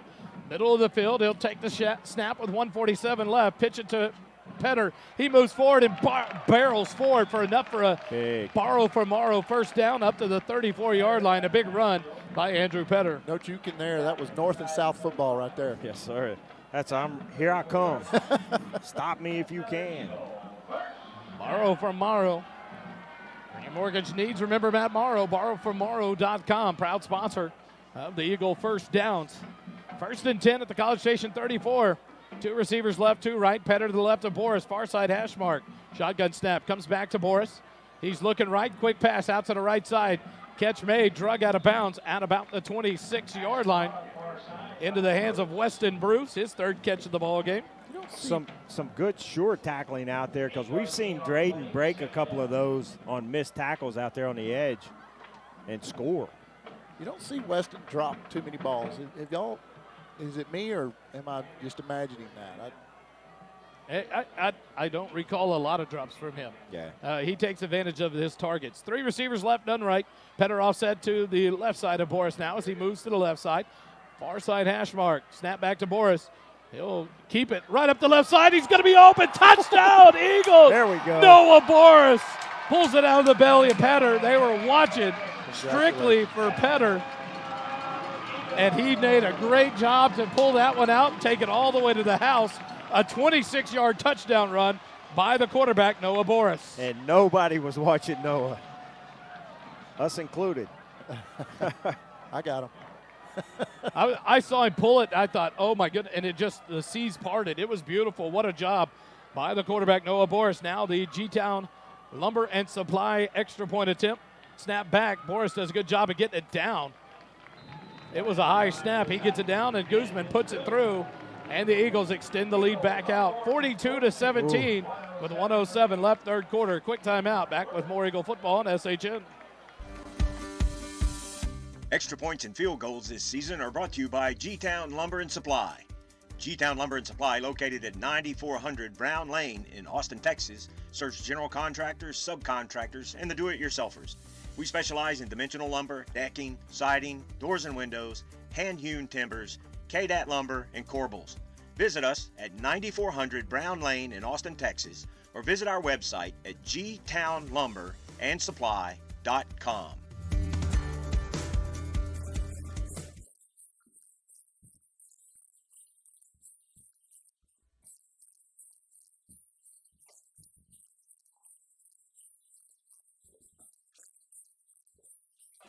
Back here in the JCT Memorial Broadcast booth, brought to you by JMTs, the Eagle Football Booster Club scoring drive summary. The boys go 45 yards in 5 plays, take a minute, 20 seconds off the clock, capped by the 26-yard touchdown run by Noah Boris. 42-17, the Eagles lead it.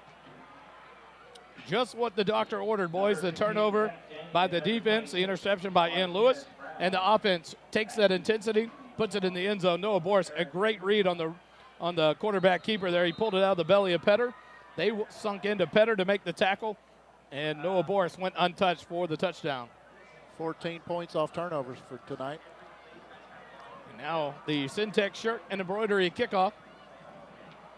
Aaron Guzman will boot it, low line driver, and it's going to bounce and go into the end zone. No, it did not go. Oh, watch that replay, Kelly, if you can. That looked like it went behind the pylon. He's going to mark it out at the 1 yard line.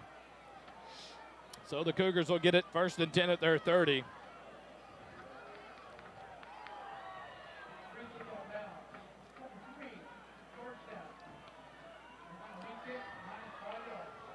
First one to go out of bounds for Guzman tonight, that low line driver. So the Cougars take over. First and nope, they're going to make the Eagles re-kick it.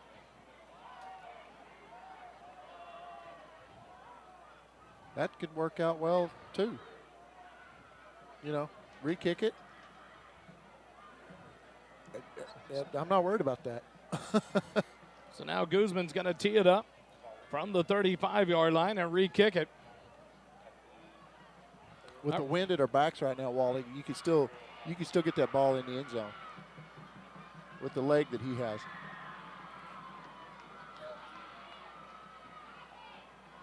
So Guzman and the kicking team make the call. 1:07 left here in the third quarter. Nathaniel Funk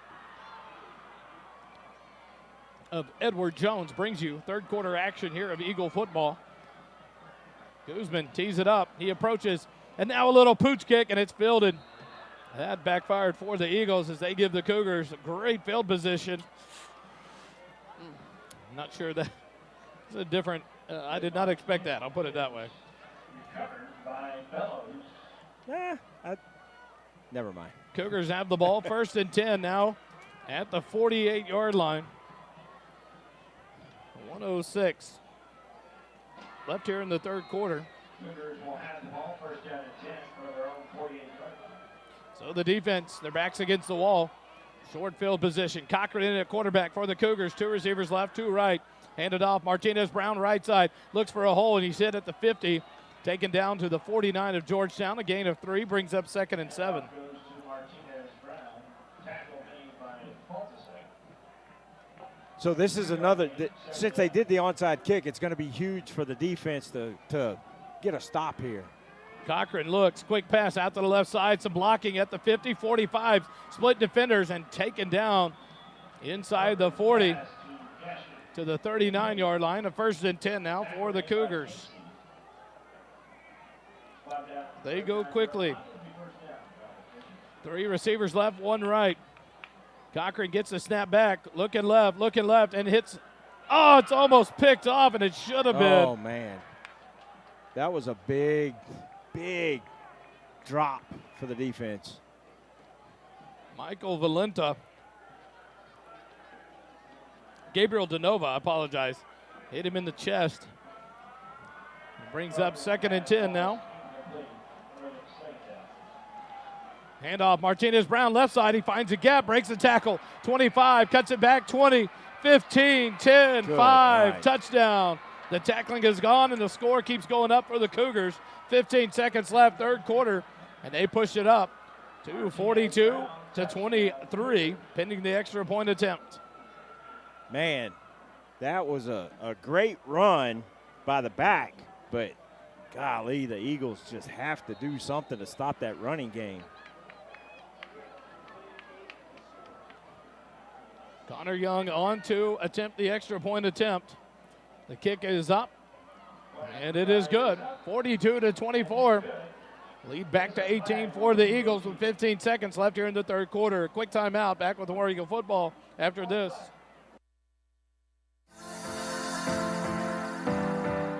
The 3rd quarter of tonight's game is brought to you by Nathaniel Funk, your Leander, Georgetown, Edward Jones financial advisor at 1640 Highland Falls Drive, Suite 801, Leander, Texas, 78641.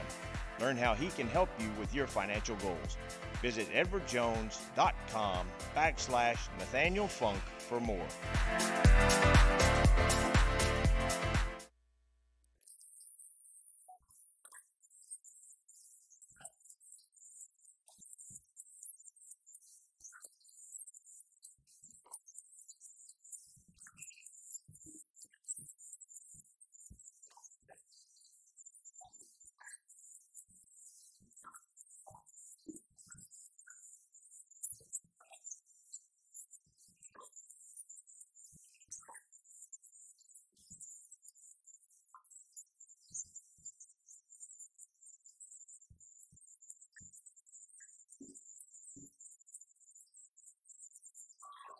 Back here live in the JCT Memorial Broadcast booth, brought to you by JMTs. Wally, that's why I didn't like that onside kick call. 4 plays in less than a minute to go 52 yards, capped off by the 39-yard touchdown run by Martinez Brown. The sophomore has put a big load of running in tonight for the Cougars. 42 to 24 your score. 15 seconds left here in the 3rd quarter. And now Connor Young looks to kick off, and he'll kick it deep, far side. Drifts back, the ball bounces, and it'll go out of bounds, and the Eagles will take the penalty there. We'll see what happens. The ball hit about the 10, and the Eagles got a kind bounce, and it rolled towards the out-of-bounds line and went out of bounds. Heads-up play by Petter on that. Yeah, I think you take it up there at the 35. Nope, we're going to make them re-kick it. I was thinking the same thing, but they just waved them off.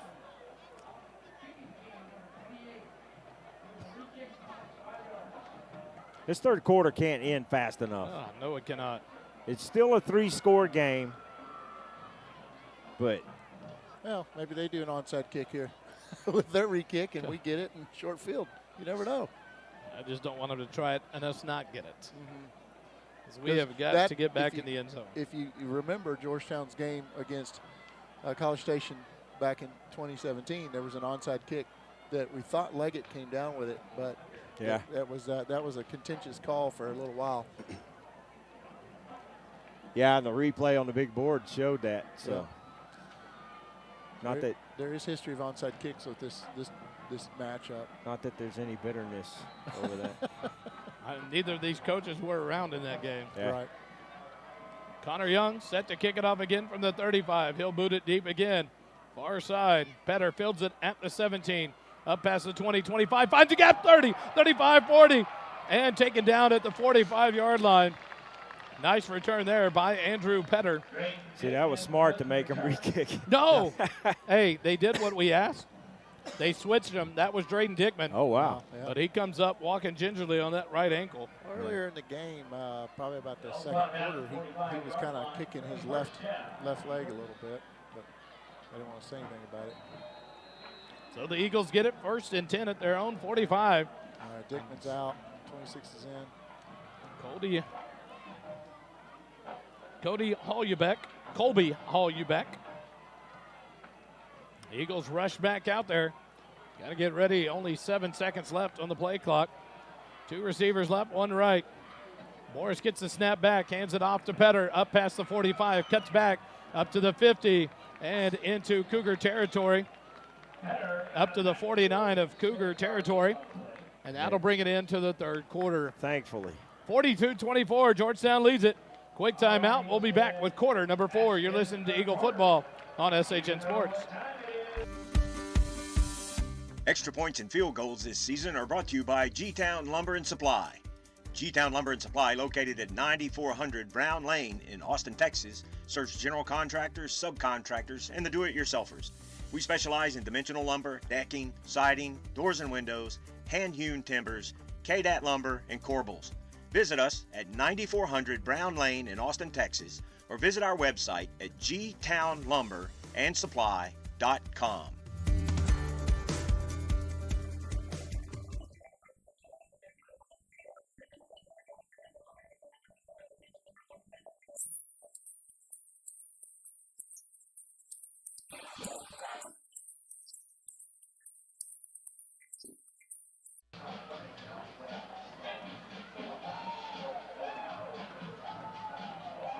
Saturday night movie clip up on the board that plays every 4th quarter here at home. Will Ferrell. Oh, the crowd gets into it. But now we go back to action. The Eagles have it. 2nd and 4. 2nd and 6 from the 49. They spotted him. 2nd and 4. Pass quick to the outside. Taken in there by Drayden Dickman, and he gets another borrow from Morrow first down. We're going to the south this time, left to right now. I looked at the down marker, and I was like, 2nd and 6. But now we're in Cougar territory. 1st and 10 from their 42-yard line. Drayden's not 100%, but all these receivers, ball carriers, the coaches need to remind them, go down inbounds. Yeah. Run clock, run. 11:55 left in the ball game. 4th quarter brought to you by Minuteman Press of Georgetown. 2 receivers left, 2 right. Petter moves to the left side of Boris in the shotgun formation. Near side hash mark. Man in motion from the left side. Boris gets the snap, looks outside, right side quickly, but throws it right behind Marquise Dominguez, incomplete. So we're going into the wind right now. The wind is blowing from right to left as you look across your screens. And so that touch on that pass is going to be just a little bit off there, a little behind him. This was the direction we had the 81-yard touchdown pass from Boris to Drayden Dickman. It's an opportunity for him to maybe hang that ball up there that helps him with that arm that he has. 2nd and 10 from the 42 of College Station. 1 receiver right, 2 receivers left, tight end to the left side. Petter moves to the left side of Boris, near side hash mark. Snap back, Boris pitches over to Petter, left side, stringing it out wide, up past the 40. Breaks the tackle forward almost to the 35-yard line. They'll mark him down at the 36. A nice gain of 6 yards, brings up 3rd and 4. Is that Landry Leggett out there blocking for him? It's number 11. Weston Bruce. Oh, okay. Yeah. I thought. These numbers are hard to see. Oh, I know. You know, especially for me, being old and everything. I see number 12 and 17. Now 1 receiver right, 1 left for the Eagles. Petter in the backfield. Now Petter the only person in the backfield. Boris splits out left. 11-10 left in the quarter. Petter takes it, fakes the handoff right up the middle to the 35 and stuck there and goes down. A gain of 1 brings up 4th and 3. I wish he'd hand that off once. Yeah. So is this 4th down territory? Oh, yeah. Yeah, no field goal attempt here into the wind. So the Eagles will go for it. 4th and 3 from the 35 of College Station. Unless they try another little pooch kick. Nah. Get them deep. I think you honestly go for it here. 1 receiver left, 1 right. Petter in the backfield. He'll move to the left side of Boris, middle of the field. 4th and 3 for the Eagles. Shotgun snap back to Boris. Fake the handoff. He's looking left side. Hits the receiver. Breaks the tackle and taken out of bounds at about the 25, making the 24-yard line. And some pass by Marquise Dominguez. Put an asterisk by that play right there, gentlemen. Morrow for Morrow, first down up to the 24-yard line of the Cougars. Nice pass from Boris to Dominguez. Fourth down conversion in the fourth quarter where we needed it to help keep this drive alive. And Now 2 receivers right, tight end to the left side. Petter offset to the left side of Boris. They're on the far side hash mark. 1st and 10 for the 24. Snap back to Boris. Fakes the handoff. He's looking right side. A double move. They're going to throw it up. The pass caught at the 8, 5. Touchdown. What a job there. Drayden Dickman made the move and dives for the pylon and gets rewarded. A beautiful 24-yard touchdown strike. Noah Boris to Drayden Dickman for the touchdown. Big extra point. This makes it a 5-score game, 4-score game. G-Town Lumber and Supply, extra point attempt by Aaron Guzman. Snap will come back to Boris. Snap is back, the hold is down, the kick is away, and it is good. 49-24. Your Georgetown Eagles answer with a big touchdown drive of their own. 10-17 left here in the ball game, and the Eagles in control by 25. This Minuteman press fourth quarter has made me nervous, but that helped a little bit because now it's a 4-score game. Is that right? 4-score game, 4 touchdowns. No, 3 touchdowns and a field goal would do it. But that's why you're a police officer. It's got to be unanswered and not an accident investigator because there's math involved in that pool. Oh, goodness. Folks, I'm not just a pretty face. 10-17 left here in the ball game. And the Eagle offense has responded when they had to here in the second half. Noah Boris staying under control, doing a great job. That big, I think you're right, Dave, that 4th down, a big passing catch to get that 1st down on that 4th down play to Marquise Dominguez. That was very, very important. And then turn around and hit your main man, Drayden Dickman, for the touchdown. If we don't do that, we give the ball right back to them, and they gash us up the middle again. And then, gosh, now – our defense needs to just shore up, and they're going to run on us. They're going to try and run on us, but I don't know. Maybe they try and air it out. Well, they're gonna have to move quickly, and they've done that with the running game. So Georgetown has to find some way to force College Station to throw the ball. Yeah. Syntec shirt and embroidery kickoff. Aaron Guzman lines up. The kickoff team ready to go. Eagles lead it by 25, 49-24. The ball is away. It is a nice deep kick in the middle. Fielded a yard deep in the end zone, bringing it out for the Cougars. Up past the 15, finds a gap. Nope, it's cut down. Take it down at the 24-yard line. And the Cougars have it 1st and 10.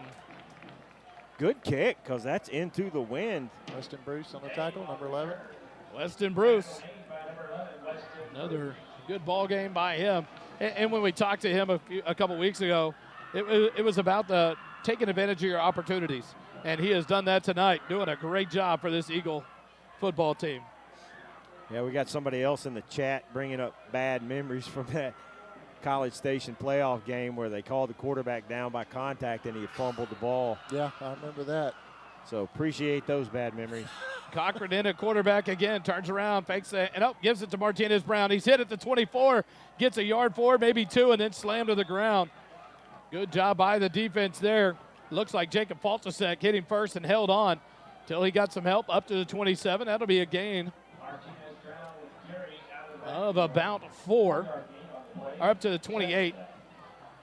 Quick snap, handed off. Martinez Brown, right side, cuts back, and he's taken down out past the 30 to the 32. And that'll bring up 3rd and 2 for the Cougars. Your defensive backs have done a good job of covering man-to-man, so I'm sell your soul out to stop that run right now. 3rd and 2, and College Station taking their time. 9:25 left in the ballgame. The clock is running, and then they sub, so that gives the Eagles time to sub in if they want. Now College Station back to the line. 9:15 on the clock. Snap back. He'll hand it off. Martinez Brown up the middle. Hits a pile, and he's going to get to the line of scrimmage, or the line to gain, and be a generous spot on the far side up to the 35. That'll be a 1st and 10 for the Cougars. I'm sure you noticed their quarterback, number 10, is in there. Yeah, Cochran, the backup, is in there. The one that it seems to be throwing a little bit better than Maiden. He's in with 2 running backs in the backfield. Handed off, coming back to this side. And he cuts it back up the middle. A gain of about 3, diving forward. They'll mark him down.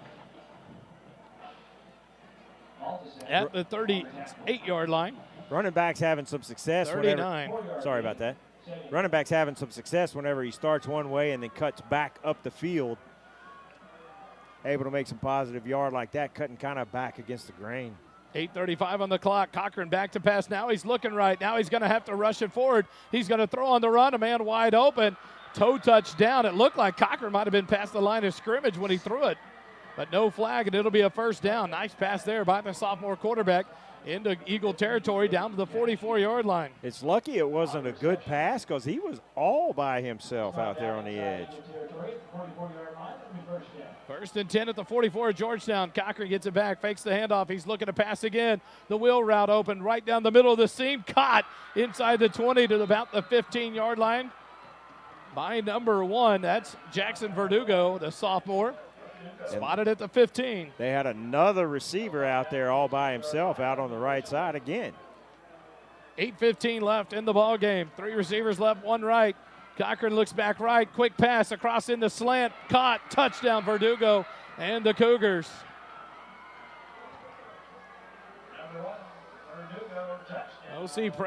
Colin Casey was on him the whole way.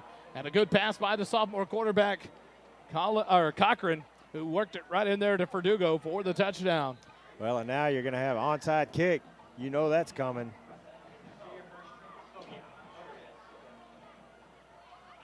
$15-yard touchdown. The extra point attempt by Colin Young is up, and it is good. And the lead cut back to 18, 49-31 with 8:08 left here in the ball game. Let's take a quick timeout. Back with more Georgetown Eagle football on SHN in a moment. The fourth quarter sponsor for this season is Minuteman Press Georgetown. Minuteman Press Georgetown is your one-stop print shop. From business cards to signage and now turnkey mailing solutions for flyers, postcards, bulk mailing, and more. Minuteman Press Georgetown can help bring exposure to your business. For more information, visit mmptx.com.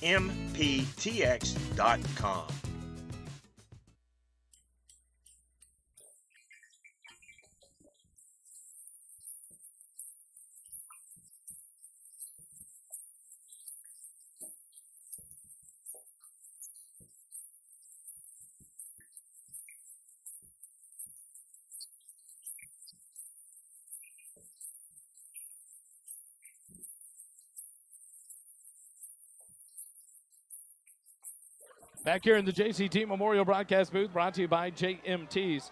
JMTs provides customized apparel and promotional items to small businesses, school, and nonprofits. JMTs has the experience and confidence to take on any order. JMTs.com, proudly owned and operated by Omar and Susie Tompkins. Proud sponsors of SHN Sports and the JCT. Jason Chance Tompkins Memorial Broadcast booth.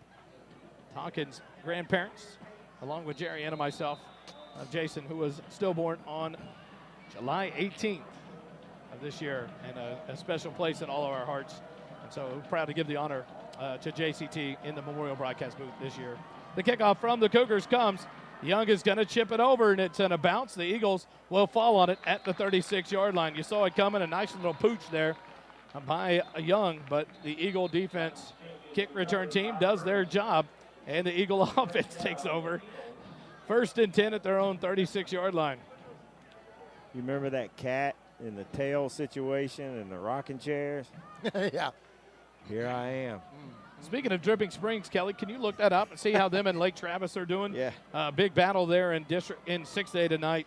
Really has no bearing on it. It looks like they're both in the playoffs, but it's a rivalry game that stems back to the 80s when I went to Dripping Springs.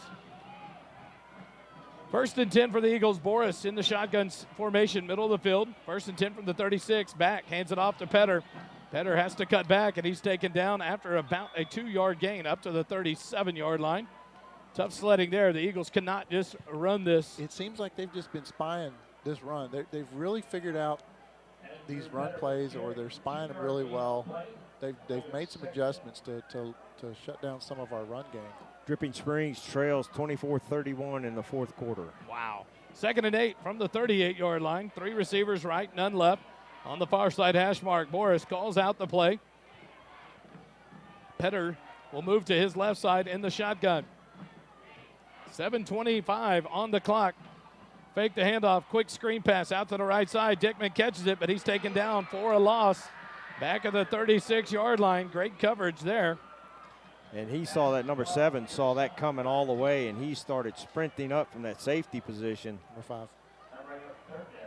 Harrison Robinson. Whoever. And now a big 3rd and 10 for the Eagles. Cedar Park has defeated Glenn.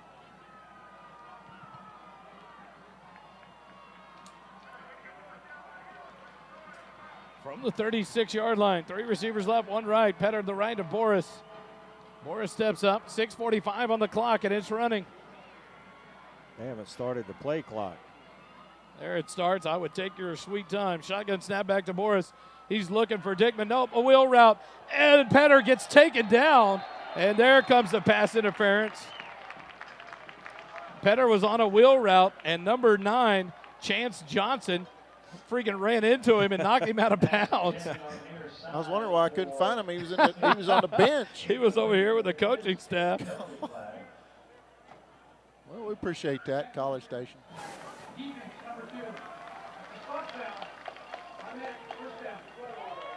They called it on number 2. It was number 9 that trucked Andrew Petter. So it'll be a 1st and 10, an automatic first down. Spot of the foul. They call it at the 43-yard line. Well, they've sold their soul to the stop and the run, and they've got all those guys up the front, so that guy had no choice but to knock him out of bounds, because if he didn't, he was going to be off to the races.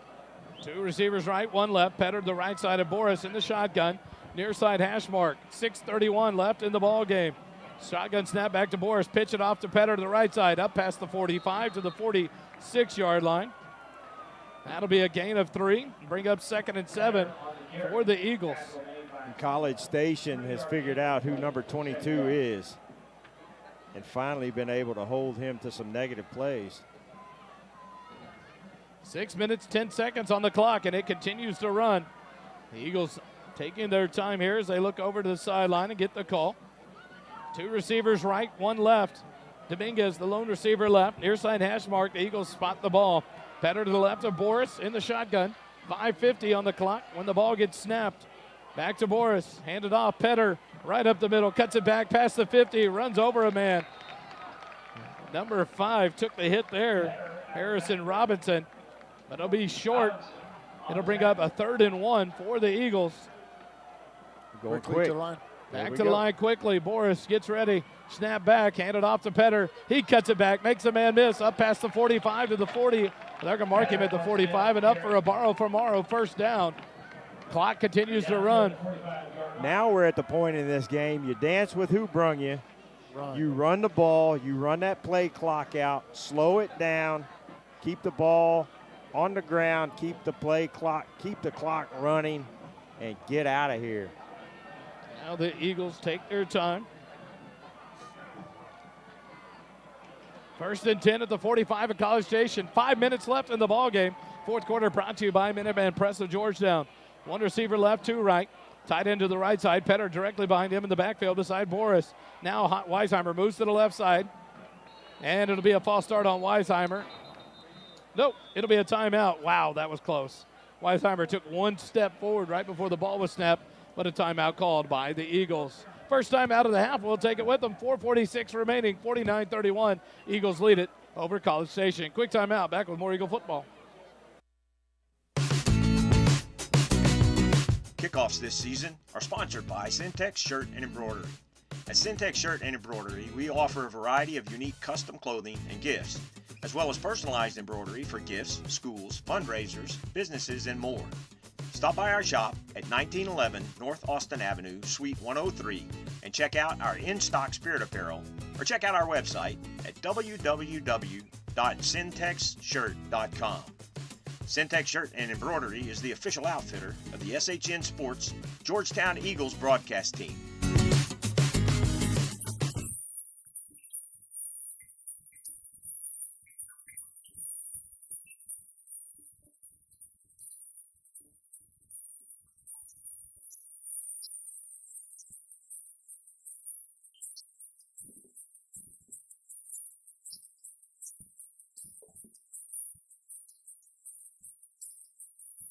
Back in the JCT Memorial broadcast booth. 4:46 left in the ball game. The Eagles took their first time out of the half, and they'll reset it. 1st and 10 at the 45-yard line of College Station. Andrew Petter has carried the ball 28 times for 168 yards, 2 touchdowns tonight. He's in there beside Boris, takes the pitch to the left, up past the 45-40. He pushes a man off, and now a penalty in the back. Here, on it looks like on the offensive line. A big run by Petter is going to be erased. And that was behind the play.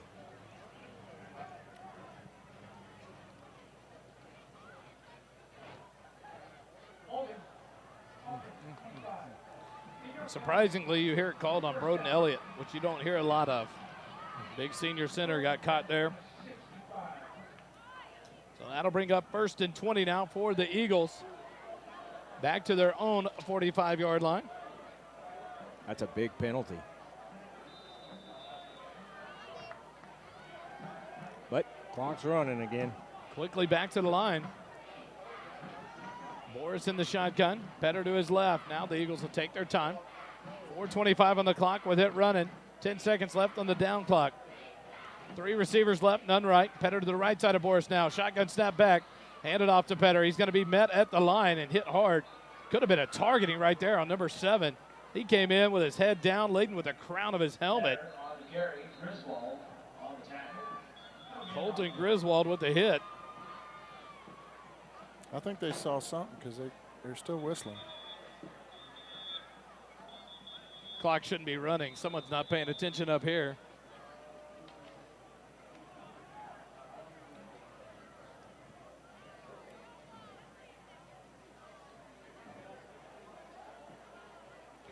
We'll see what they're talking about down on the field. Petter was met right at the line of scrimmage for no gain. 2nd and 20 as it sits.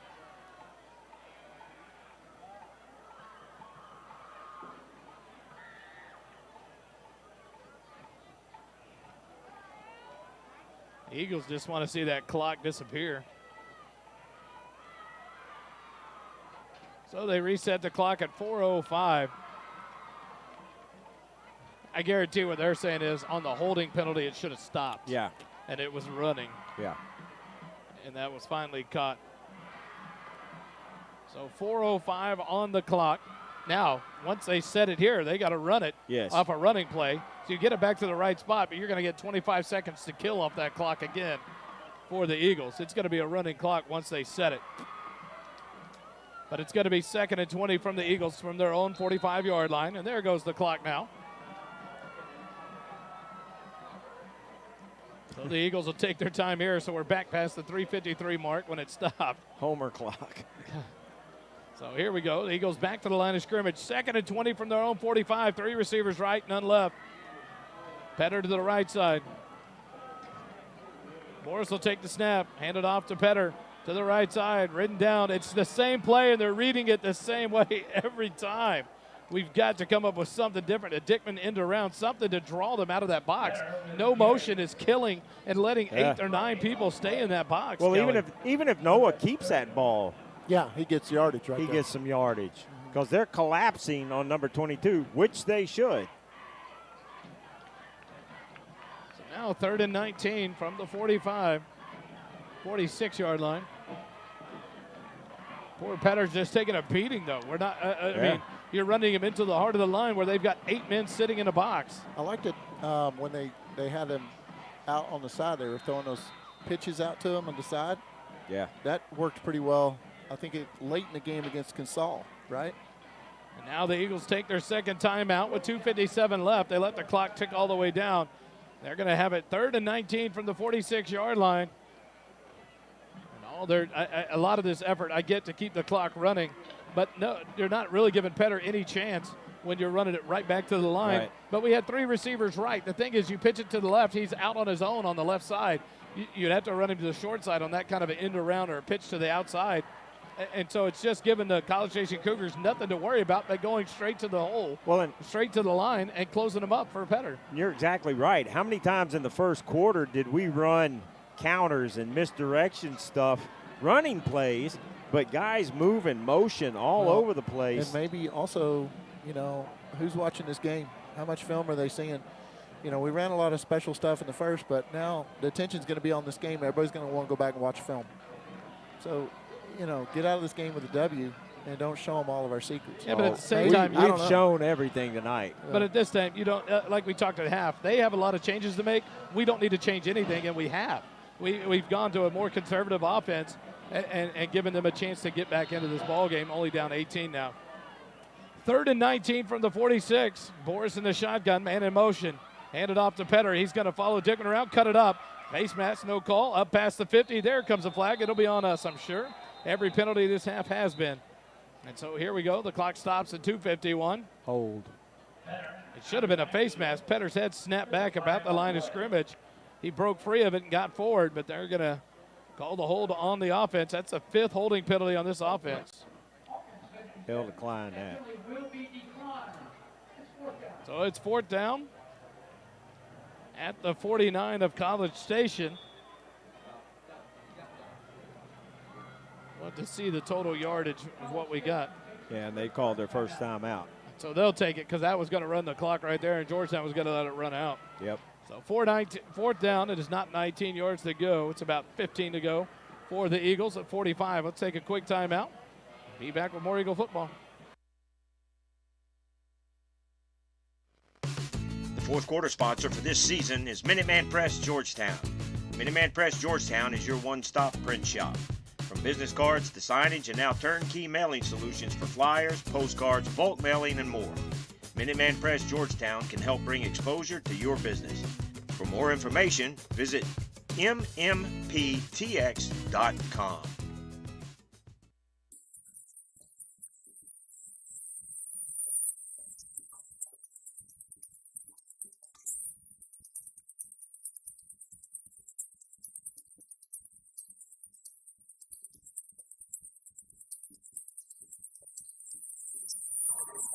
Back here for 4th down and 15 from the 49. The scoreboard is way off.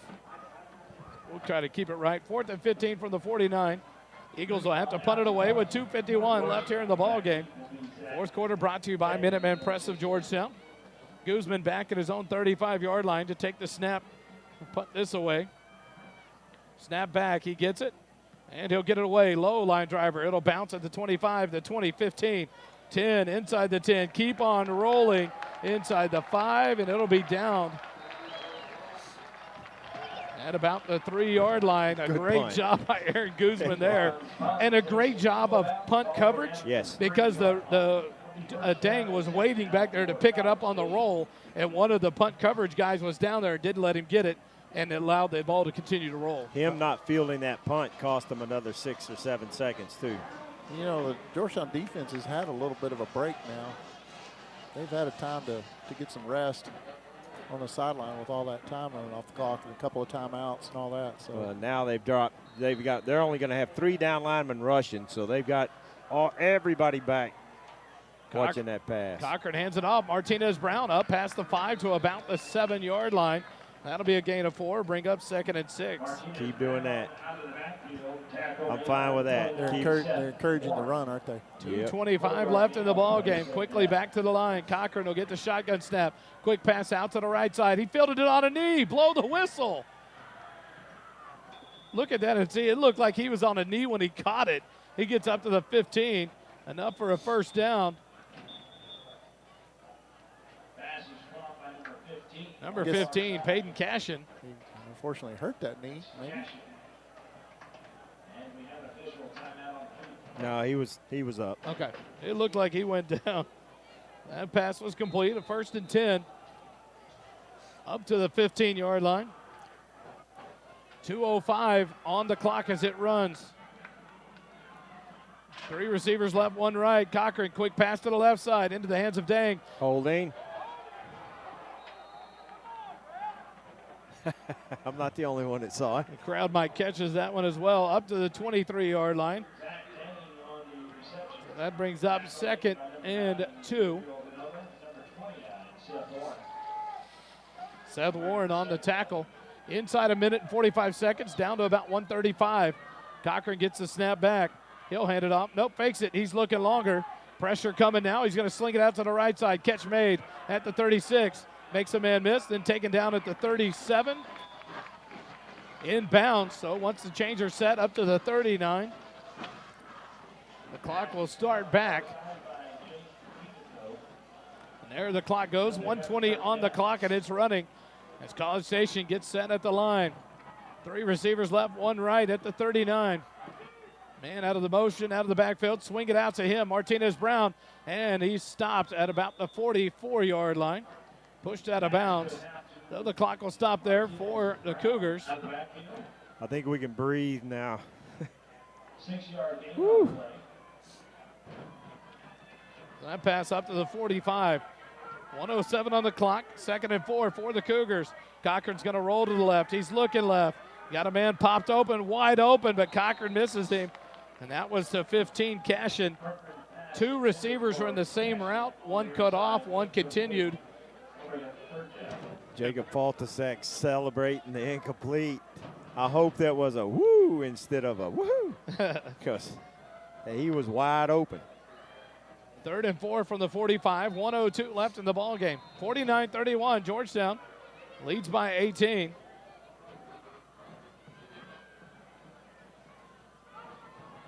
It looks like Georgetown has called their last time out of the ball game.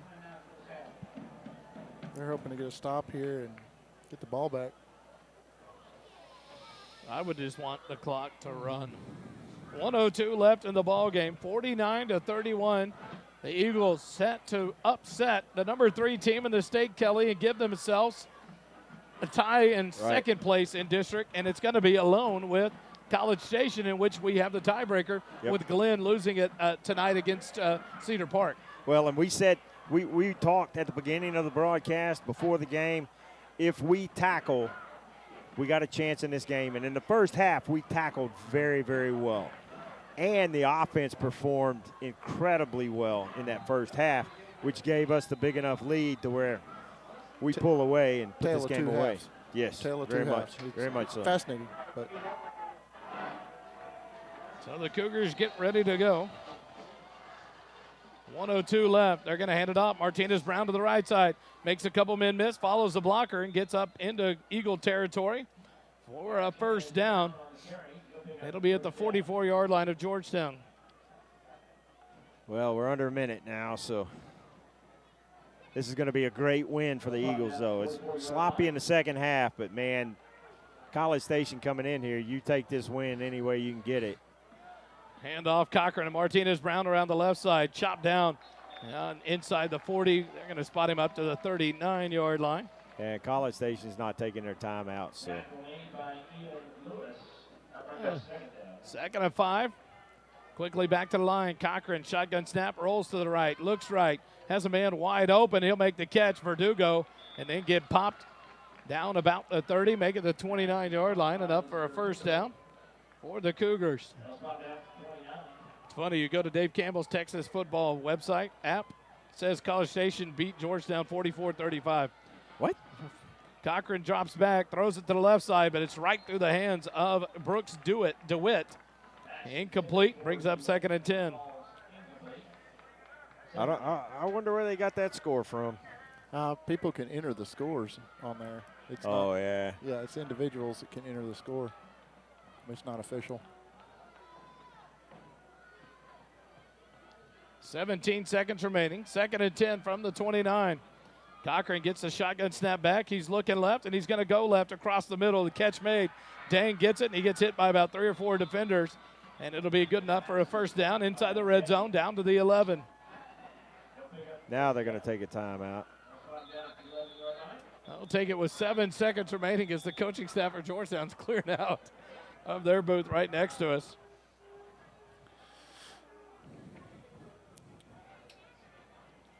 So that is crazy. It's funny to look on here. 44-35, they have College Station beating us. It's going to throw a lot of people off.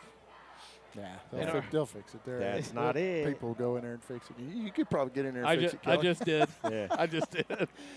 49-31, Georgetown leads it. College Station takes their final timeout with 6 seconds remaining here in the ball game. You know, Wally, just a lot of coaching opportunities. The second half, just opened up a fun week for the coaches.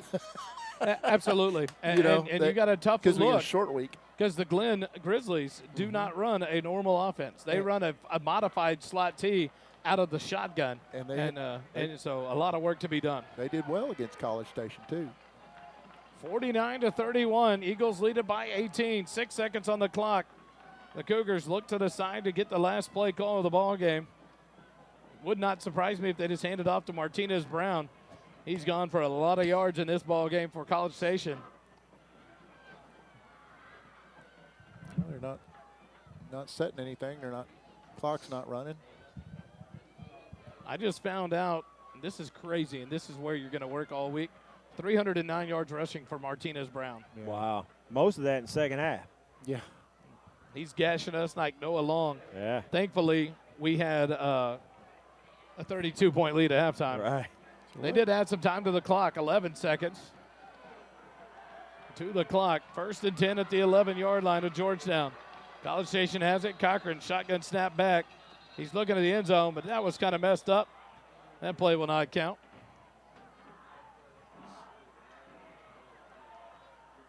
Official looks to the near sideline, over to the far sideline at the coaches, Stoney Pryor. They snapped the ball before the whistle had been blown to put everything into play. So it'll be 11 seconds back on the clock. We'll try this again. What was the whistle for? They had 6 seconds on the clock. They reset it to 11.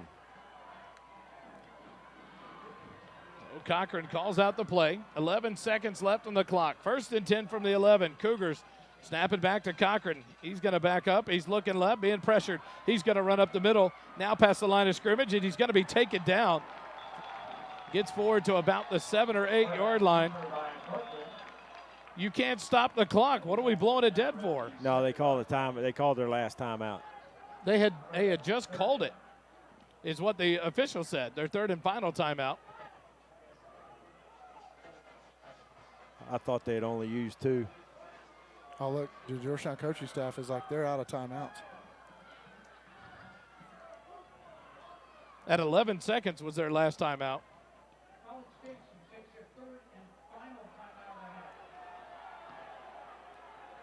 Their 4th? I thought they had already used it.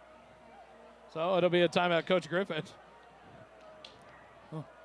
We want to know because they explained it when it was 6 seconds on the clock. They put 11 back on it, that they took a timeout.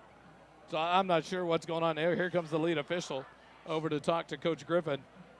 But no matter what, there's 3 seconds left on the clock at 2nd and 7 from the 8 yard line.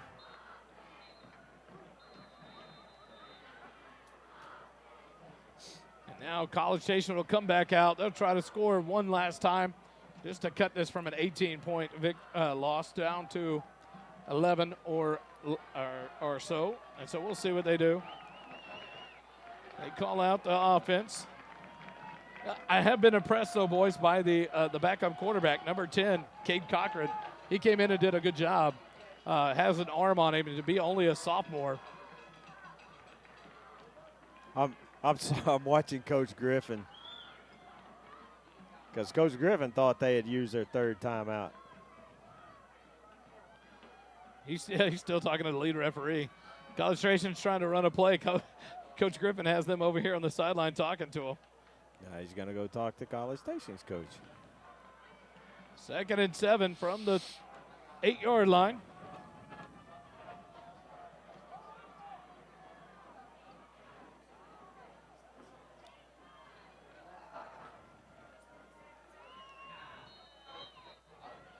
Play clock goes into action. 2nd and 7 from the 8. 3 seconds remaining in the ball game. Last play of the game here. Pick 6. That would be beautiful. Cochran in the shotgun. 2 receivers left, 2 right. Cochran drops back. He's looking left. He's going to hang one up. And wide open is Dang, and he's going to catch it for a touchdown. Coach Griffin is fired up.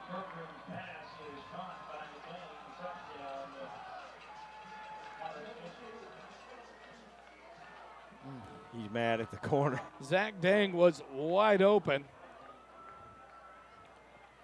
So that'll knock it down to 49-37. Yeah, that was a blown coverage. Touchdown pass from Cochran to Zach Dang, the senior. The scoreboard doesn't tell the story if they make this extra point. Extra point is up, and it is good. 49-38 is your final. Georgetown wins it over College Station. Quick timeout. Back to wrap things up. You're listening to Georgetown Eagle Football on SHN.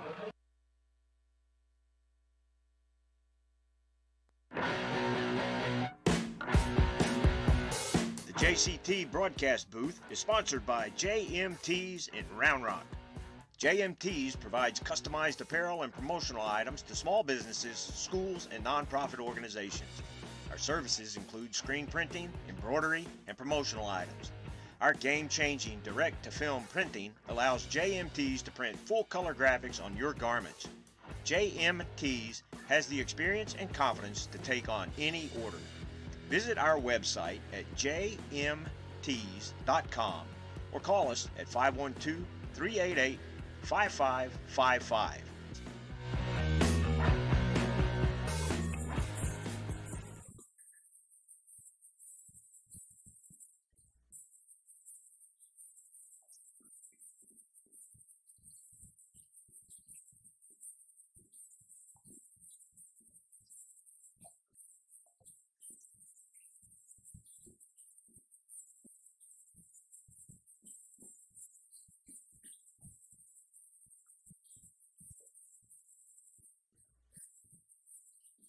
Back here in the JCT Memorial Broadcast booth, the Eagles are victorious over the number 3 state-ranked College Station Cougars, 49-38. I tell you what, at halftime, the Fine Line General Contractors post-game wrap-up. Thank you so much to all our sponsors, Fine Line General Contractors, sponsoring the first quarter and the post-game wrap-up as the Eagle band plays the alma mater and the fight song. You know what? Things to work on, and that's going to be in any game in which you play. But the good thing is you got a key victory in a tough district over a great opponent. Yes. And you did it with style. The first half was just amazing. But things to look at, 309 yards rushing for Martinez Brown. That's a huge chunk of yards to give up to a running back. Like this, and a sophomore nonetheless, someone you're going to see next year as a junior, bigger, faster, stronger. But overall, a great team win. Yes. They're coaching to the last 3 seconds of the ball game on this touchdown in the corner. That was you saw Coach out on the field not happy. Right. And so still coaching to the end, but some things to work on. But now down to the final 2 district games for these Eagles. But tonight, I think the Eagles cement themselves into the playoffs.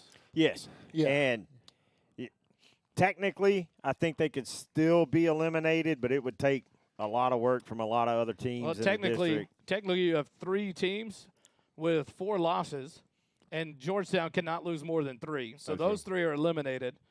College A&M's undefeated still. They're guaranteed. I would think it would come down to Cedar Park and Glenn to the last spot. And then So- College Station is going to be furious about this loss, and they're going to put it to A&M Consol next week. That's going to be a big game in this district to watch next week. Here's what that final touchdown does.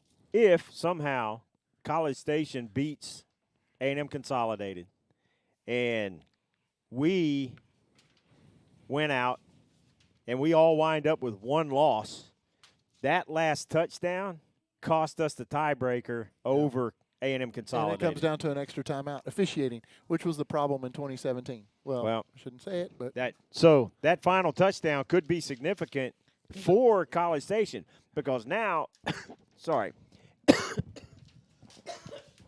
Easy for you to say.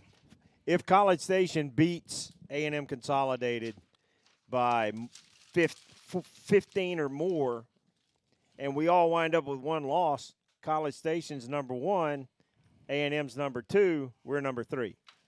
And we've so- got to win out against Cedar Park and Glenn. And Glenn played College Station well, and they run the ball, and we've got issues with run game. So we've got to. They're going to get coached hard on a short week because we play Thursday night.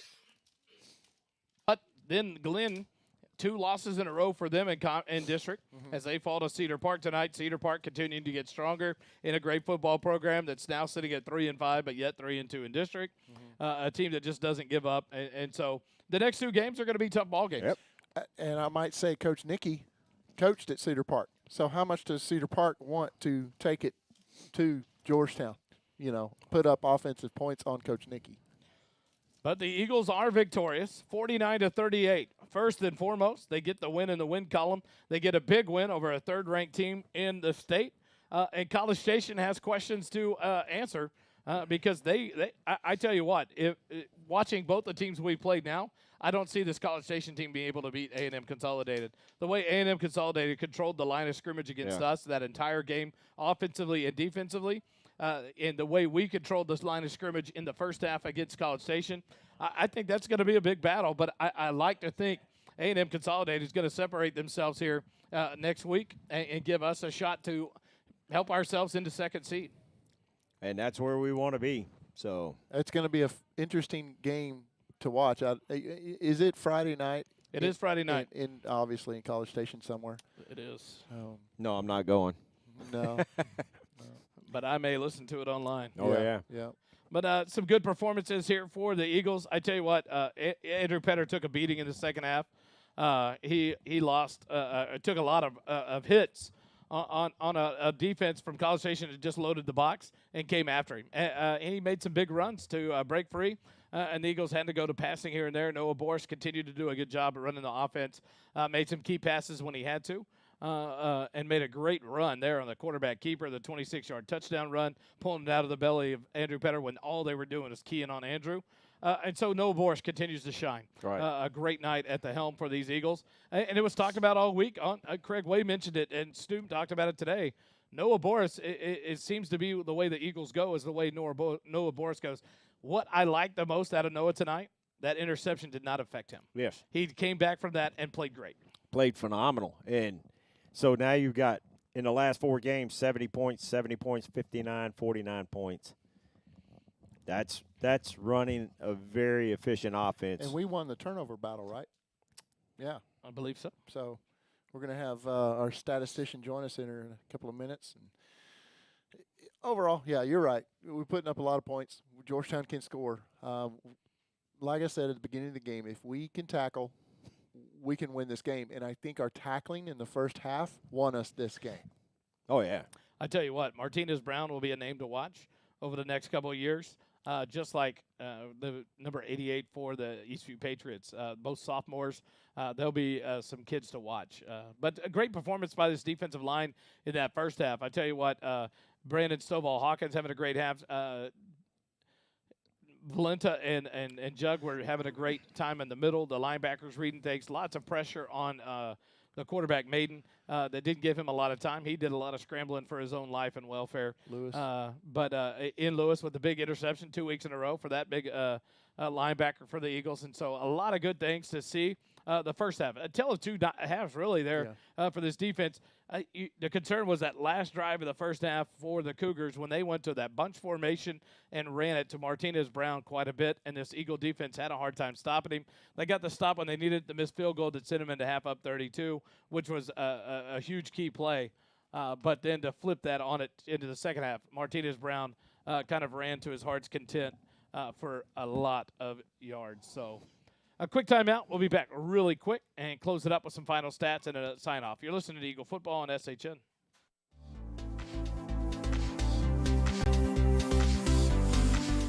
The first quarter of tonight's game is sponsored by Fine Line General Contractor. At Fine Line General Contractor, we are dedicated to meeting and exceeding our clients' expectations in Central Texas.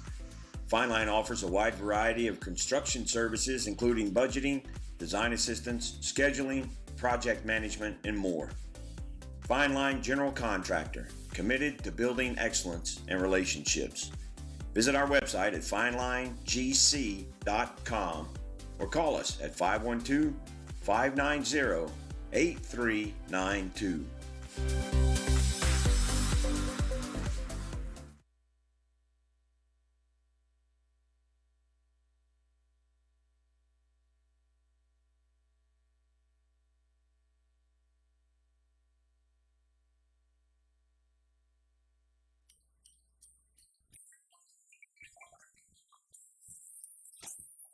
And we're back here. Fine Line General Contractors post-game wrap-up. The Eagles victorious 49-38 over the number 3 ranked College Station Cougars. Not very nice host. We bring them into town and then spank them on the way out. And but we'll take it. I tell you what, the Eagles improved to 6-2 on the year, 4-1 in district play, in a great position in a tough district with some great football teams. And this Eagle team showing that they're amongst them. Right. Noah Boris finished the night 18 completions out of 26 attempts, 326 yards, 4 touchdowns, and an interception. Stop right there for a second, Kelly. Stopping. The quarterback, a junior, stepping in duties after an injury to your starter, never a down at the varsity level, and against the number 3 team in the state, goes for over 300 yards with 4 touchdowns. The one interception, I think you talked to Noah, he'll own it. He just didn't see it. He made a bad read. But I tell you what, to answer back the way he did, what a performance from that young man. Yeah. He lived up to the hype that the Horn talked about. Oh, yeah. That a lot of people have talked about to this young man in the performance tonight. Continue on. Sorry. Andrew Petter, 31 carries, 174 yards, 2 touchdowns. Drayden Dickman, 11 receptions, 181 yards, 2 touchdowns. Bruce, 3 receptions, 43 yards, 2 touchdowns. And Noah Boris had 1 carry for 26 yards and a touchdown. That was a big one. What that tells me is everything is spread out evenly to I a tell lot you of the playmakers, right? And Noah does a good job of involving other receivers. A lot. 2 touchdowns, though. I think none more impressive than the scrambling job here in the corner towards the end of the first half when he scrambled direct in traffic, keeps his balance after avoiding a rush from Johnson, the big 94 defensive lineman, and then throws it up to the corner, and Weston Bruce goes up and gets it. You talk about Weston Bruce stepping up and taking the advantage of the most opportunities he gets, and, man, what a job tonight. 3 catches to him for touchdowns. Yeah, defense had 4 sacks on the night, and the front, especially in the first half, played incredibly well up front and gave us the opportunity to have that big lead and avoid a comeback by College Station. For College Station, Martinez had 34 completions for 309 yards. That'd be 34 carries. 34 carries, 309 yards, and 3 touchdowns. And the That's vast majority of that scary. came in the second half. That's a scary stat. That's 2 running backs this year in 2 games that we've given up over 300 yards rushing to 1 back. Right. Noah Long did it to us against Liberty Hill. So something to fix there. Corcoran, Corcoran, 11 of 13, 148 yards and 2 touchdowns. So came in and did. And I wondered at halftime, would they make a change to the quarterback? Obviously, he's more of a true passer than Arrington Maiden, but both did a good job tonight. Maiden running for his life in the first half, all that pressure being applied by the defense, but a great job in the second half by Corcoran to come in and doing a job there for the Cougars and bringing them back in this ball game. They just fall short. 49-38 to your Georgetown Eagles. On the road next week, Monday night, the Booster Club meeting at 6 o'clock. You can hear the coaches talk about the week from the 2 freshman teams, the 2 JV teams, and the varsity team. Short, brief meeting. Last week we were out in less than an hour. And then Wednesday night, we'll be live here at the side field to watch the JV play, but have the coaches show at 6 p.m. Join us with Coach Chuck Griffin. He'll be there, and we'll get to talk all things Eagle football, and then turn around the next night and be on the road at Gupton Stadium to take on the Leander Glen Grizzlies, who are going to want to be getting back on the winning ways. Yeah. They're on a 2-game skid, but this Eagle team on a 4-game winning streak, none bigger than this one over the number 3 ranked College Station Cougars. Last thoughts, guys, before we go? Yeah, it's disappointing the second half, but before this game started, if somebody comes in and says, hey, Eagles are going to get out here with an 11-point win, we'd have been ecstatic. Ecstatic. So Well, it's just I'll take it. There's some stuff to fix, obviously, with a comeback like that. But College Station was not ranked 3rd in the state for no reason. And honestly, who in this booth thought they would quit? Not me. Yeah, so it's good to get out of here with a W, and I think on a short week there's going to be a lot of coaching, and I think the focus is going to be on stopping the run against Glenn, and then after that it's Cedar Park. And you don't look ahead. We're 1-0, each week, but it's a short week, so let's see how everything goes this week and see how the kids respond. It's nice that they're getting the win. I really enjoyed watching that first half. The second half, I was a little strange, but we'll take the W. I think my big thing coming out of this ball game is this offense continue to do what they do best, and that's put points on the board. Yeah. In the face of adversity, when the defense was struggling there in the second half with tackling and just shutting down this offense, the offense showed up when they had to. They put 14 more points on the board. Noah Boris continued to impress at the helm when Tucker Griffin has been ruled out for the next couple weeks, at least some more. The healing just not going the way they want to see it. And Noah Boris stepping up and answering the call. And I think this offense can lead this team to a lot of great things as long as they keep clicking like this. Wally, I really think this win tonight is going to turn a lot of heads and get a lot of attention because this is a good College Station team. Came in here and got beat. So, good job, Eagles. Yep. Georgetown Eagles moved to 6-2 on the year, 4-1 in district play. Next week on the road to take on the Glen Grizzlies at Gupton Stadium, 7 p.m. kickoff on Thursday night. Join us live on SHN, 6:15 pregame, 7 o'clock kick, or join us in Gupton Stadium for a beautiful night of football as the Eagles continue their path through District 11 play. 2 games remaining. One thing I do like out of that, the quick turnaround to take on Glen gives us another day to prepare for our last home game against a tough Cedar Park Timberwolves team. So their advantage out of that short week is a good long week before you take on Cedar Park. Final scores around the area. Kelly, do you have those, or you were looking at something? No, I was looking at something else. Let me see real quick. A&M Consolidated won 52-7 over Eastview. Let me see. Cedar Park, of course, won tonight against Glen. Get that final score. Where'd you go? Just messing this all up. Cedar Park won 21-10 over Glen. And who else? Lake Travis Dripping Springs final score. Oh, yeah. Did you get that wrap up? Get that one. Yeah, final there. 38-31 Dripping Springs over Lake Travis. Yes. Wow. There you go. Gotta get a little excited there. The dirty drip the taking drip. it to Lake Travis. The drip coming through and winning that first matchup in a long time. And what's even more beautiful, it happened at Lake Travis. Yes, sir. The Eagles are victorious. We'll be back next week. We be back, boys. We'll be back Wednesday night from here from Georgetown High School at the Coaches Show, 6 p.m. Join us live with head coach Chuck Griffin. Talk all things Eagle football and prepare for Thursday night's game on the road at the Glen Grizzlies. Golden Rule Wednesday night? No. No, it's here. That's right.